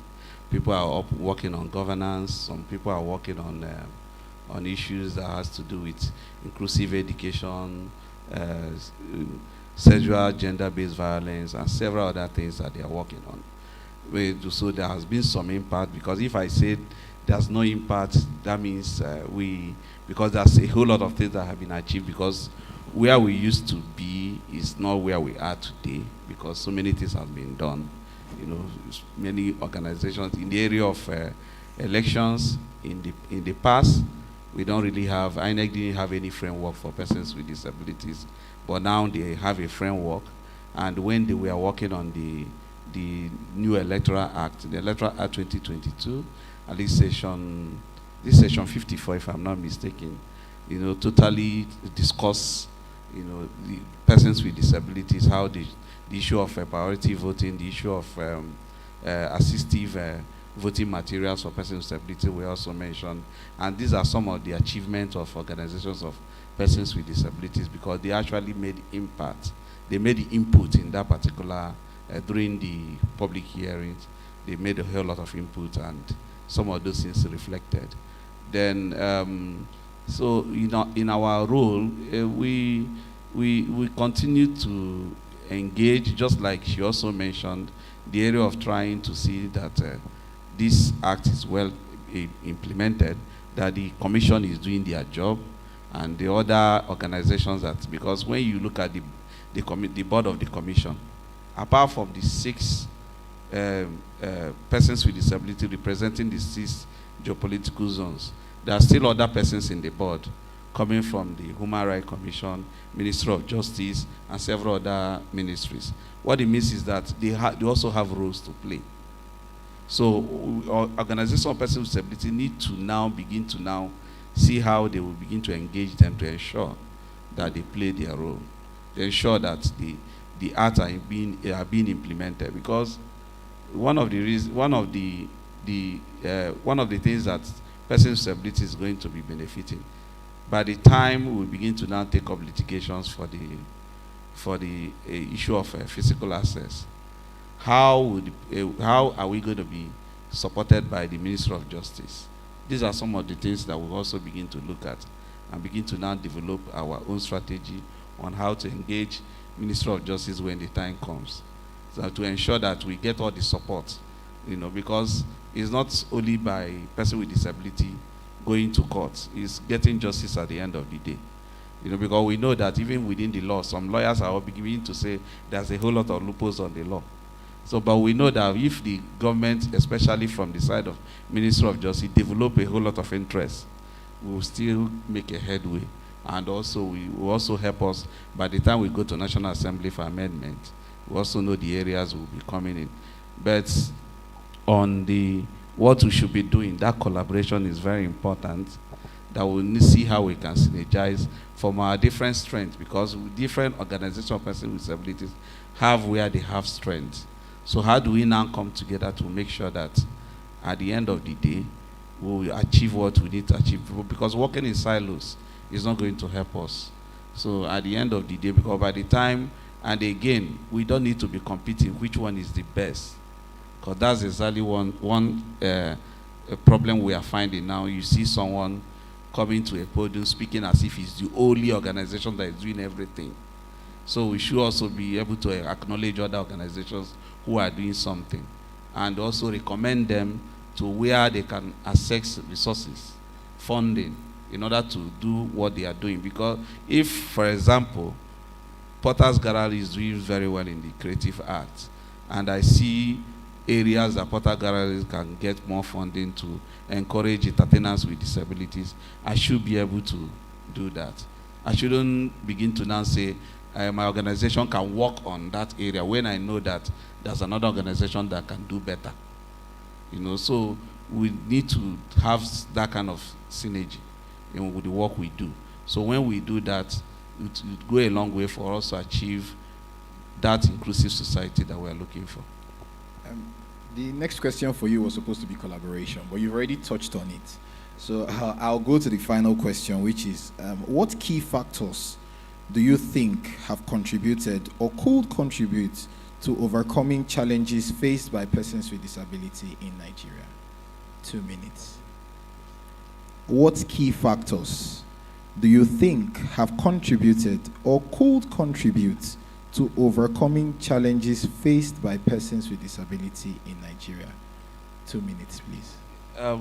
One of the factors is the kind of advocacy that we have engaged in. It has really helped persons with disabilities to overcome a whole lot of issues that they are facing. Because I will just tell you that persons with disabilities have really engaged in very aggressive advocacy over the years. You know, many people were doing advocacy in there, and they've been very, very strategic in their advocacy. That has that has done so well for persons with disabilities. I will also say that what we are also going to be doing that will be so important for persons with disabilities is getting the duty bearers to really understand their roles. You know, building the capacity of the duty bearers is very important. If we can actually get the funding that we need, you know, let's begin to build their capacity the more, for them to know what is expected of them. That will go a long way, because issues of disability is cross-cutting. It has, you know, it affects every sector. But each sector needs to understand what is our role when it comes to inclusion of persons with disabilities. If that is done, believe me, this issue of inclusion will go to the next level. Let me give you an example. Please, just give me some few seconds. If you, for example, Koren, for example, I was part of an organization that went to Koren at some point. And when we got to the office is not even accessible. And these are the people who are supposed to regulate, to make sure that people design buildings that is accessible. So all we could do on that very day, so it's also for them to bring the meeting downstairs. And when they brought the meeting downstairs, I could not even access the meeting venue, because there's still some staircase for me to climb. So I had to be carried to get to the venue of that meeting. So these are the people. So for them not to even understand what inclusion is all about, what that kind of universal design that they should, you know, try to imbibe into the building code, you know, for them not to understand it on their own part, then how would they now ensure that other engineers come up with buildings that will be accessible? So they need to, their own capacity need to be built. So capacity need to be built all around. And I thank God that the Commission had developed a disability studies that will be inculcated into general studies in the universities. Maybe when people begin to now learn disability studies from the university, they will understand inclusion better. Thank you very much. At this point, we have come to the end of the panel conversation. So we'll throw this session open for questions for the panelists. We're open to questions from the audience, directed at any one of the panelists and maybe a speaker who has spoken before. We'll take 5 minutes for that, maybe a few questions, 4, 5. Any questions from the audience?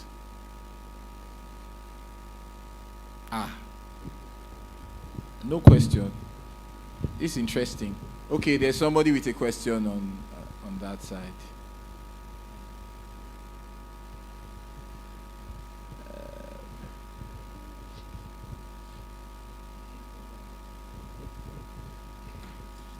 There was a gentleman raised his hand there. Okay, 2, 3, 4. We just have like 5 questions. Keep it brief, please.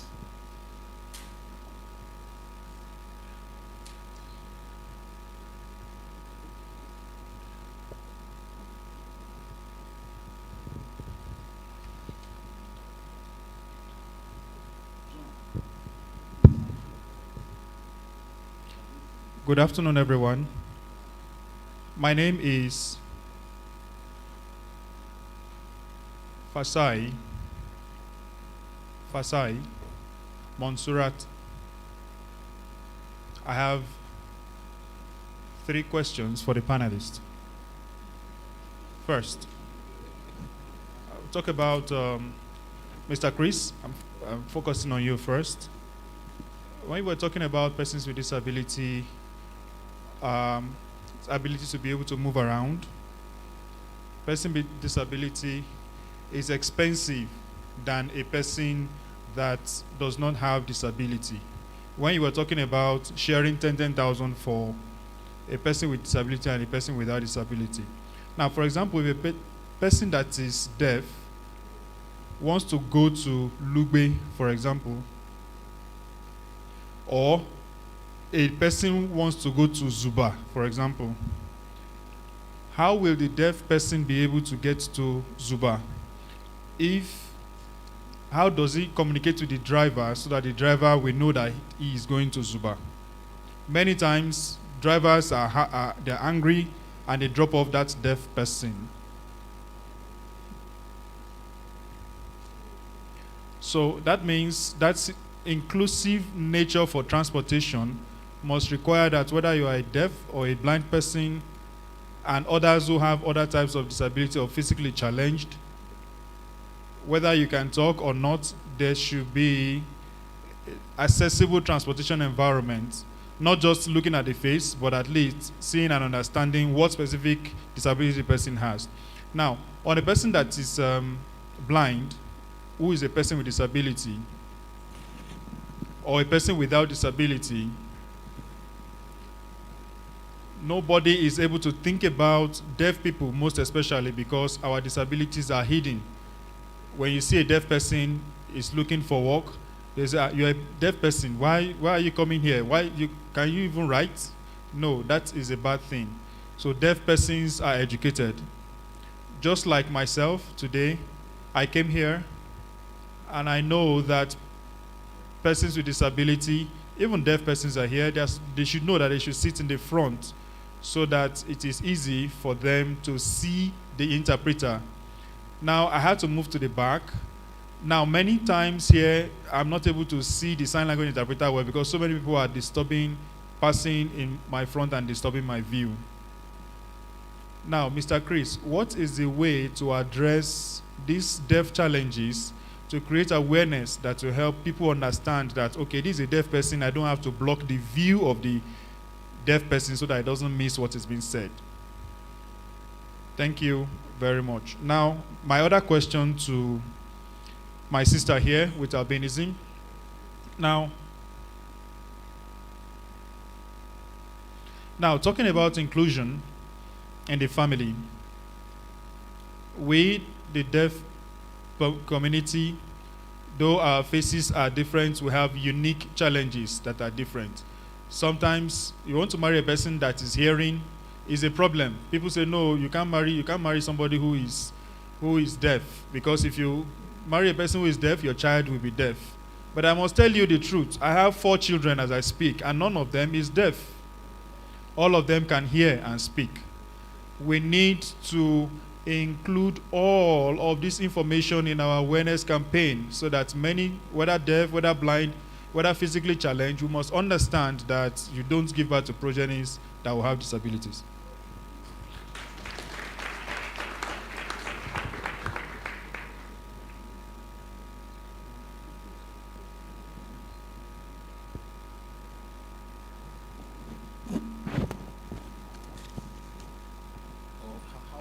think we run it? Do you want this? I think you should react to the question, so we don't mess it up. Okay. Monserrat, my sister. The major thing is when I was talking about giving that example, I understand that different clusters of disability also have their different challenges.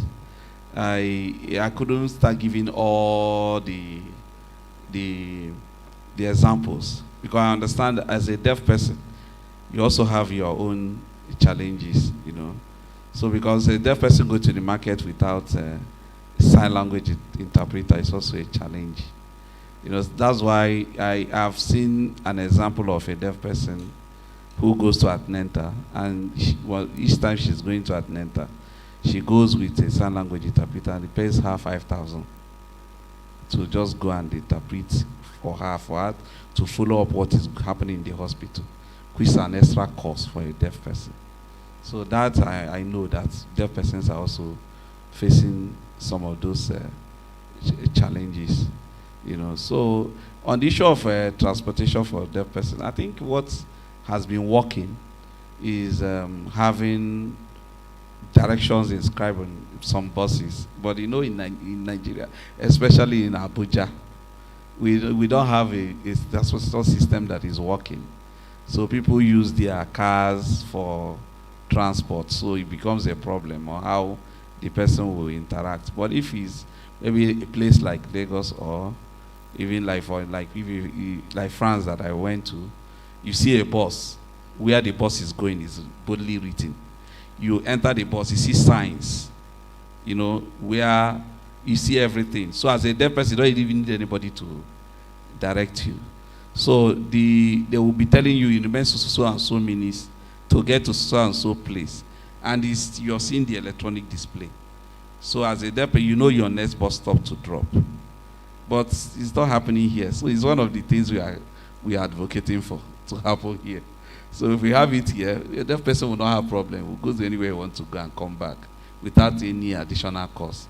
But for what is obtainable here, it's an additional cost of having an interpreter that will be going with you, which is there are very few of them that can afford it.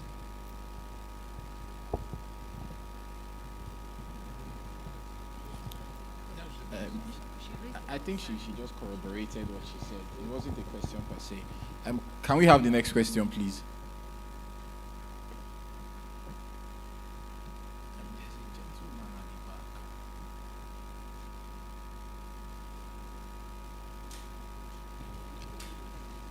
Good afternoon, everyone. My name is Damian.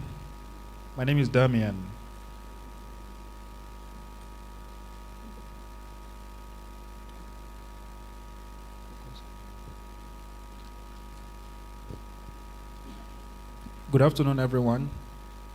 My name is Damian.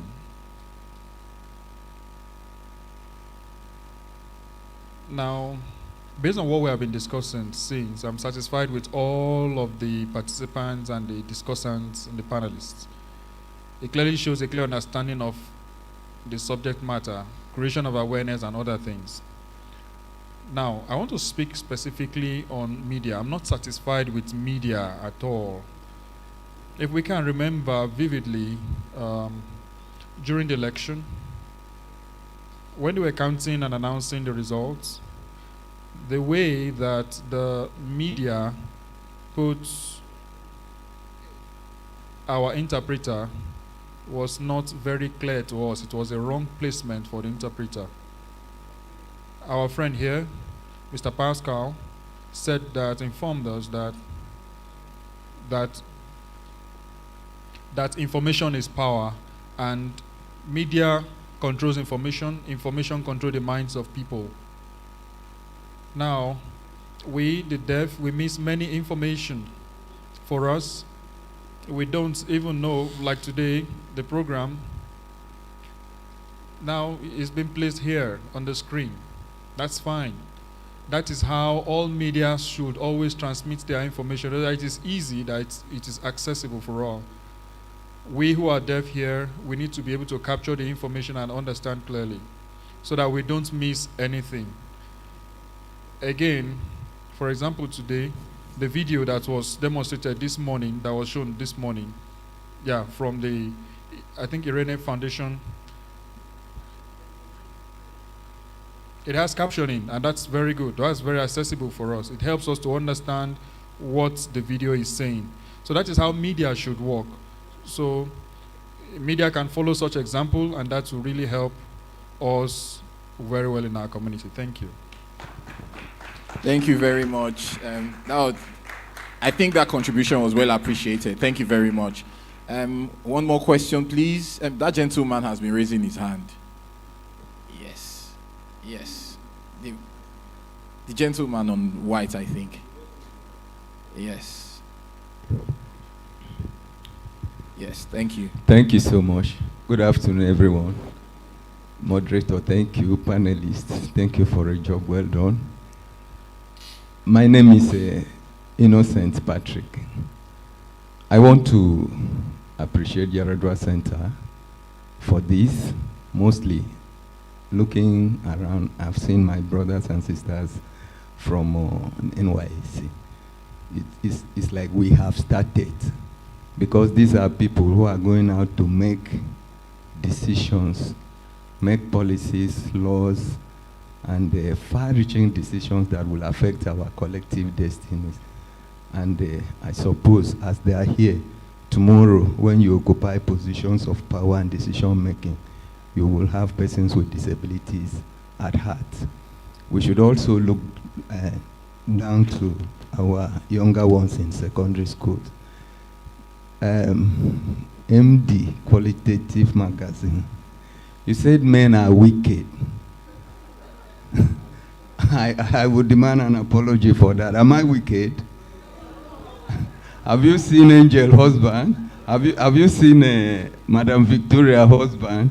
And a representative of ES, the husband? These are people, when I look at them, I'm humble, because they go out of their way, surrender their freedom, independence, just to make sure they are good to persons, their wives with disabilities. So when you make a sweeping statement, general blame, and you don't consider us, it is like you are unfair to us. So I must take exception to that.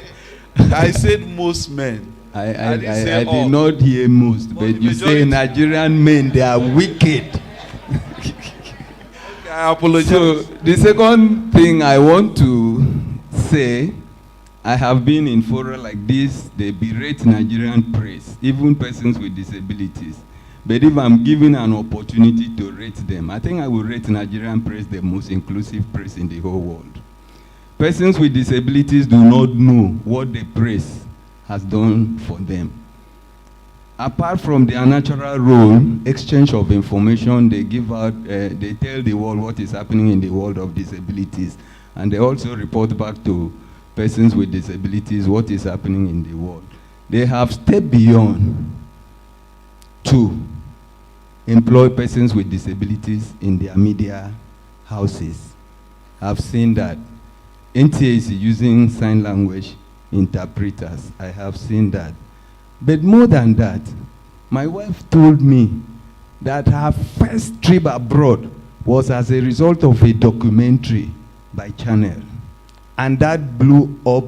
That was a fully blown opportunity for her ever since she has been traveling. So the praise has made so many of you, persons with disabilities, what you are today. It's not only that. The Disability Act you are celebrating, it was during a media event while APC leaders were going about celebrating giving you a Disability Act. You did not know that that bill was on the table of the president unattended to. So during a presidential media debate, one of you was in that debate, Chief David Daniele, representing your interest. That is when he asked the president, Mr. President, what is the position of the disability bill that is on your table?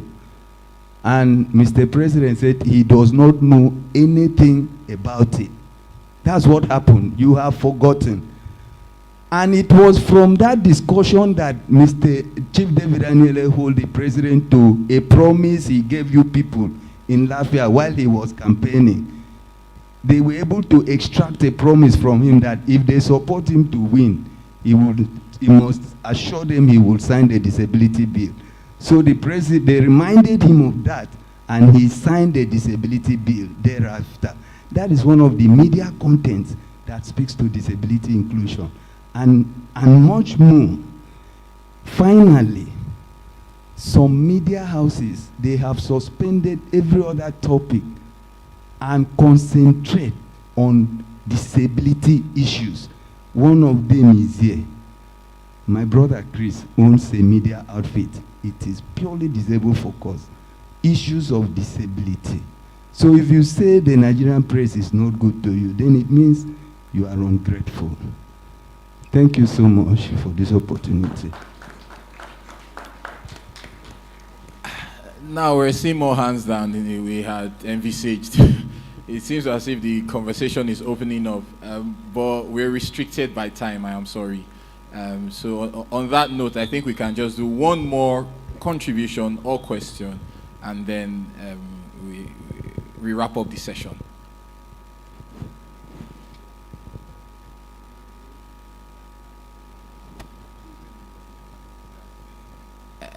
I think for equality, a female should speak. 2 men have spoken. So let a lady speak this time around. Who's with the microphone?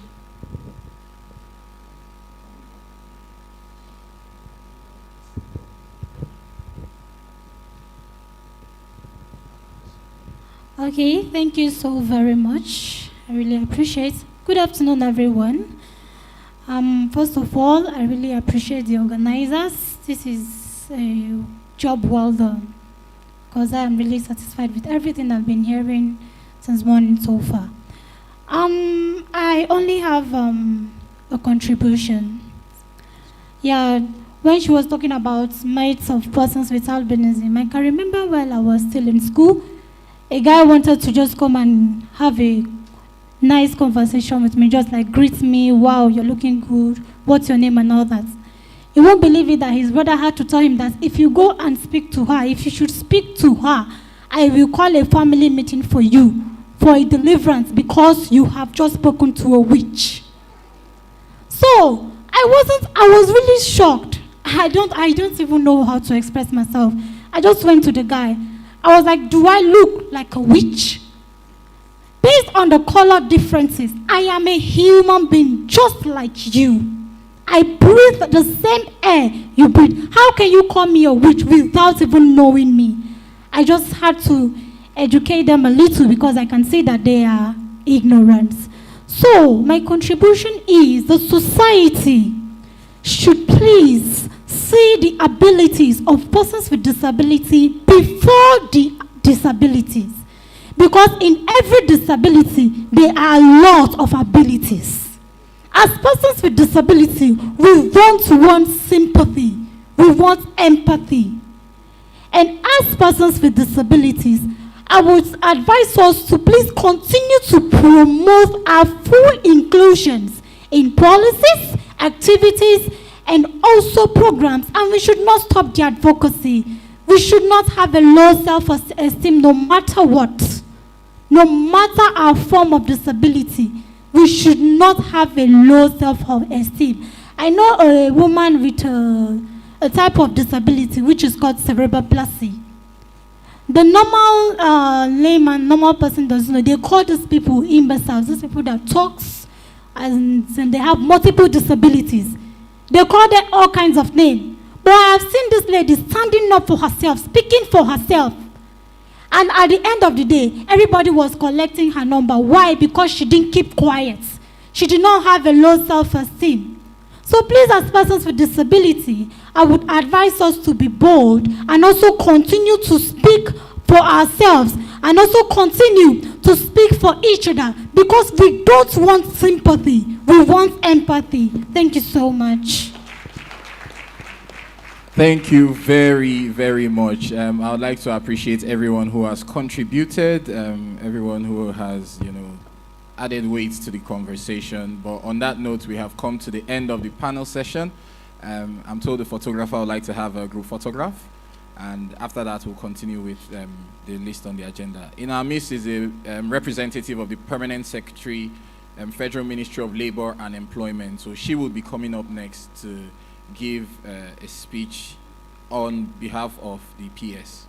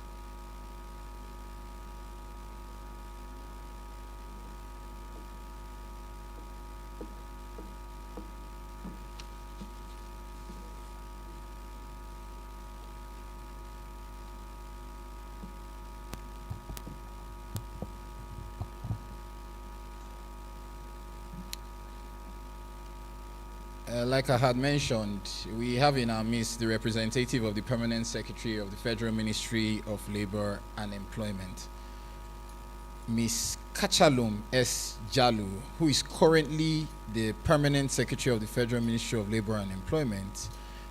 Prior to her employment, she was Director Human Resources Management at the Federal Ministry of Health, responsible for overseeing the recruitment, training and development of staff in the ministry.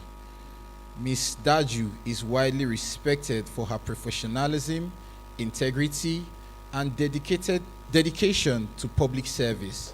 She has received several awards and recognitions for her outstanding contributions to Nigeria's development, including the National Productivity Order of Merit Award in 2019. Representing her here is the Deputy Director, Ngozi Anuku, Federal Ministry of Labor and Employment.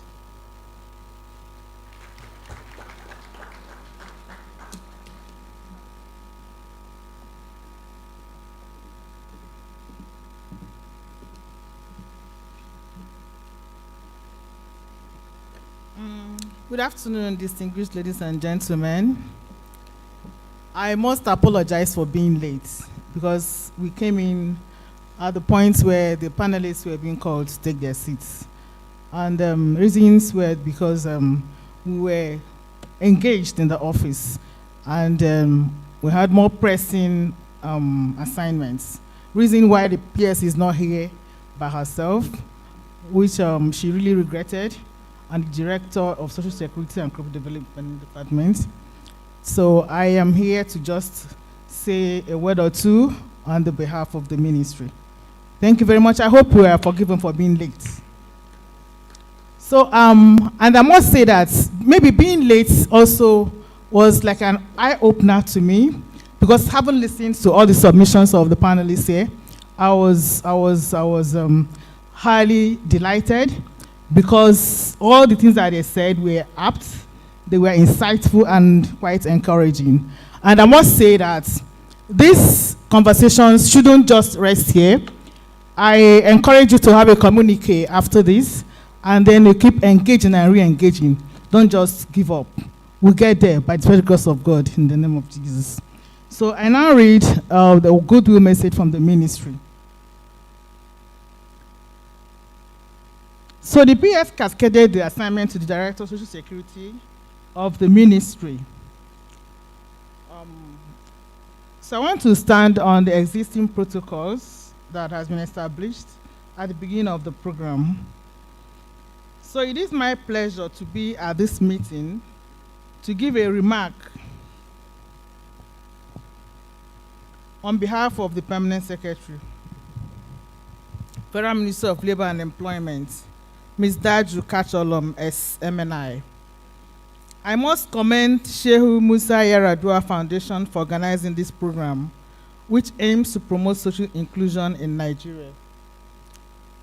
Distinguished ladies and gentlemen, as we all know, social inclusion is about giving all people, regardless of their background, the best opportunities to enjoy life and prosper in society without stereotyping. It is a means of reducing poverty and hardship among vulnerable groups in a society. It is therefore imperative to put in place policies and programs that support social inclusion are the foremost of our policies.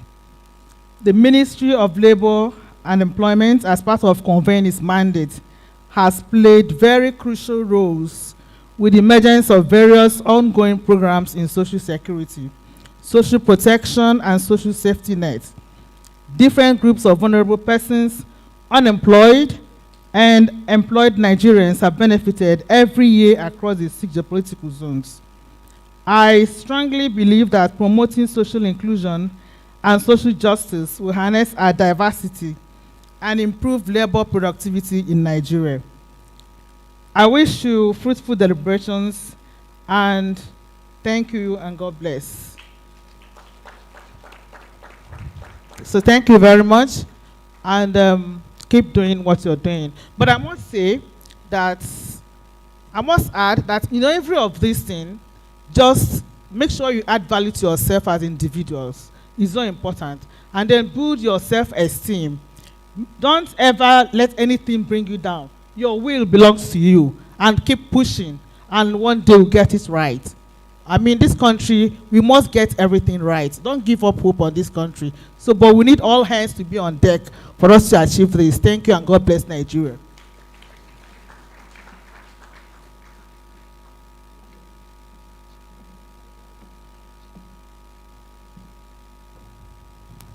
Thank you very much. I'd like to invite Mr. Donald Unanka. Whilst he's making his way, I'd like to read out his biography. Mr. Donald Unanka is the director of Potter's Gallery. He's a disability rights activist, a creative strategist, a concept and content creator, a storyteller. He is the CEO, creative director at Potter's Gallery, a social enterprise, creative hub, and disability-led arts organization. Donald Unanka has gained over 12 years of experience within the industry with a Bachelor of Science degree, Business Administration from the University of Lagos. Donald's passion for creativity and storytelling matches his strategic thinking, ideation, leadership, influence, activator, and learner abilities, as he has led outstanding local and international projects and brands across Africa and Europe. He supports talents and trained and empowered a large number of young people with disabilities within the creative industry and other sectors. Ladies and gentlemen, Mr. Donald Unanka. Yes, please.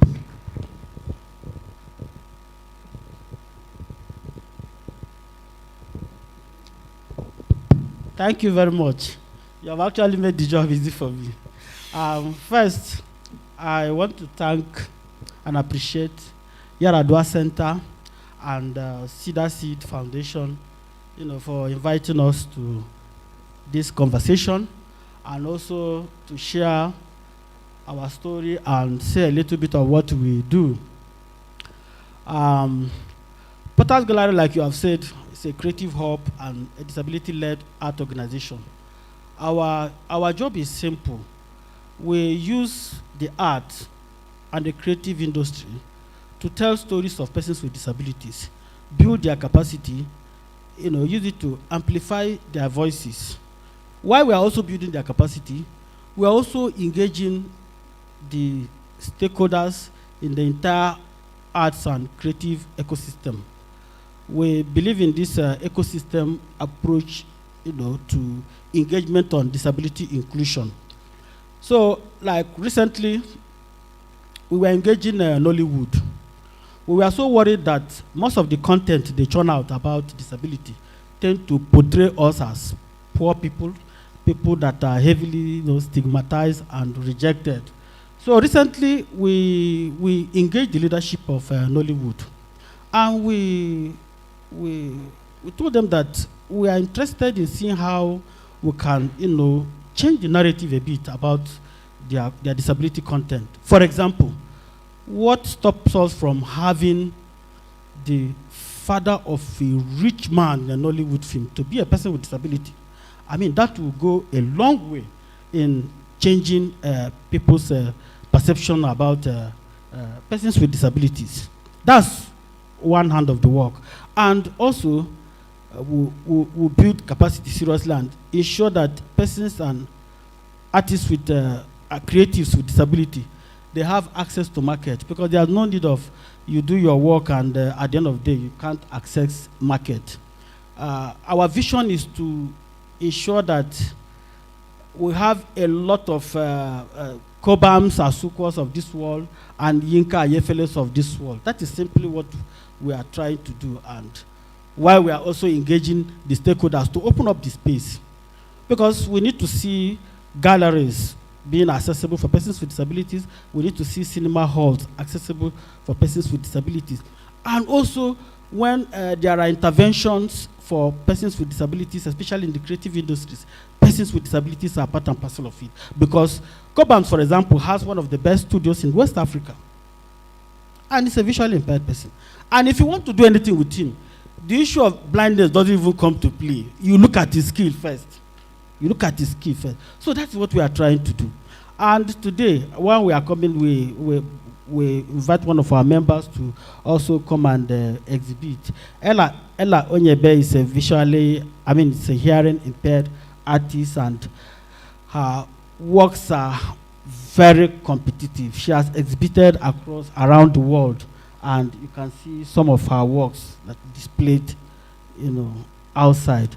So we come here with the intention of exhibiting that we'll find a lot of big people that will come and buy our works.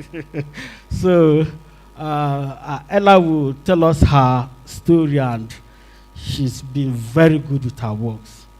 So I'll hand you over to Ella. Thank you very much.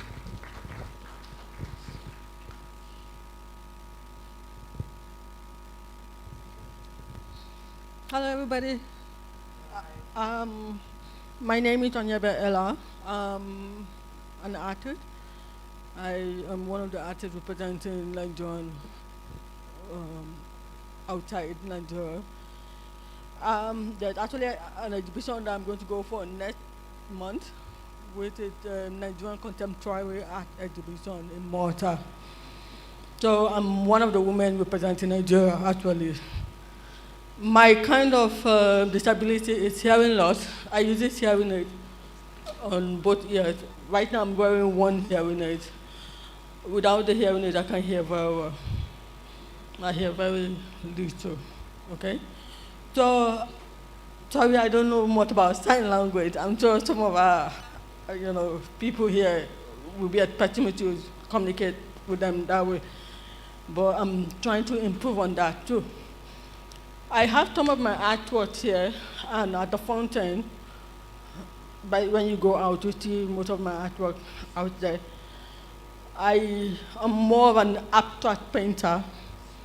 I like to paint abstract. I like to do mixed media painting. I try to express myself through art, maybe tell a story or imagination, what I'm thinking about, and all of that. Because of the hearing loss I have, I am very isolated. I like to be, on my own, quiet place, But that didn't stop me from being able to put my canvas, take my paint and my brushes, and do the work I do. And I'm happy that I've improved very well, and I'm doing far much better. For me to actually tell you that I'm going out to represent Nigeria, it's not, I'm going beyond my limit of having my own disability by going out there express myself through art.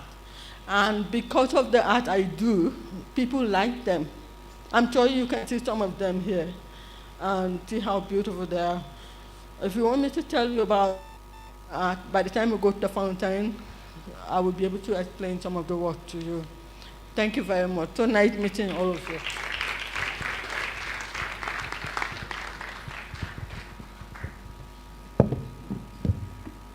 Thank you very, very much, Ella. At this point, we have come to the end of today's event. And on that note, I would like to call on the Executive Director, the Yar'Adua Foundation, to give the closing remarks. Like I said earlier, I am an ambassador for the Yar'Adua Foundation, so Miss Crystal Chigu is my boss, so she will be the person to give the closing remarks for today's event. I remain Edwin Ighodala, also known as Bros Iwi. Thank you very much.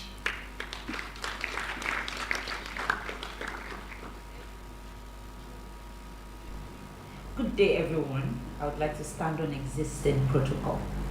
I want to sincerely thank everyone for being a part of this public policy forum.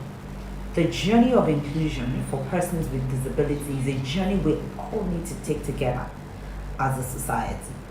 If we're to leave no one behind, then it's imperative that everyone needs to play a part in the building for a more inclusive Nigeria. I want to commend and sincerely thank the Sheikh Musa Yar'Adua Foundation for hosting this public policy forum. I would also like to thank CedarSeed Foundation for putting in the work and the MacArthur Foundation for their generous support.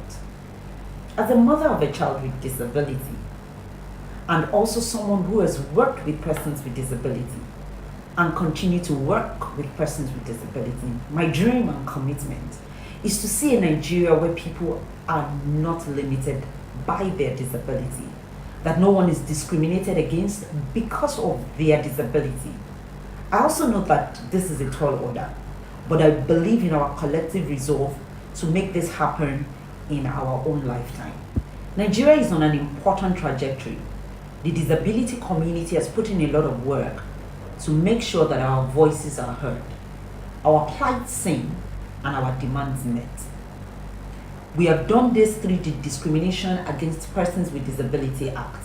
This act provides a framework for ensuring that people together we build a more inclusive society for persons with disability. Discrimination sits at the center of the major issues faced by persons with disability. Every other injustice, inequality, inequity is built on the back of discrimination, and this has to come to an end. This policy forum is set in the right direction. We need more to be done, not just in Abuja, but around the nation, driving this message of inclusion to every nook and cranny of our country, ensuring that no person with disability is left behind. Today we have seen, we have heard the voices and the struggles, but we have also heard and seen the grief, the resilience and the overwhelming abilities of people with disabilities. We have seen that we deserve, and they continue to deserve, nothing short of an inclusive and equitable society. As we live here today, I want you to carry this message and herald it in every city corner. Speak about it in every office. Let it feature in your organization policy. Let it become more than just another policy, but a binding commitment of our collective future. I want to once again thank the Sheikh Musa Yar'Adua Foundation, CedarSeed Foundation, and the MacArthur Foundation for this great work. But it doesn't stop here. We need to put in the necessary energy to ensure we build a better society. An inclusive society is achievable in our lifetime. Thank you very much.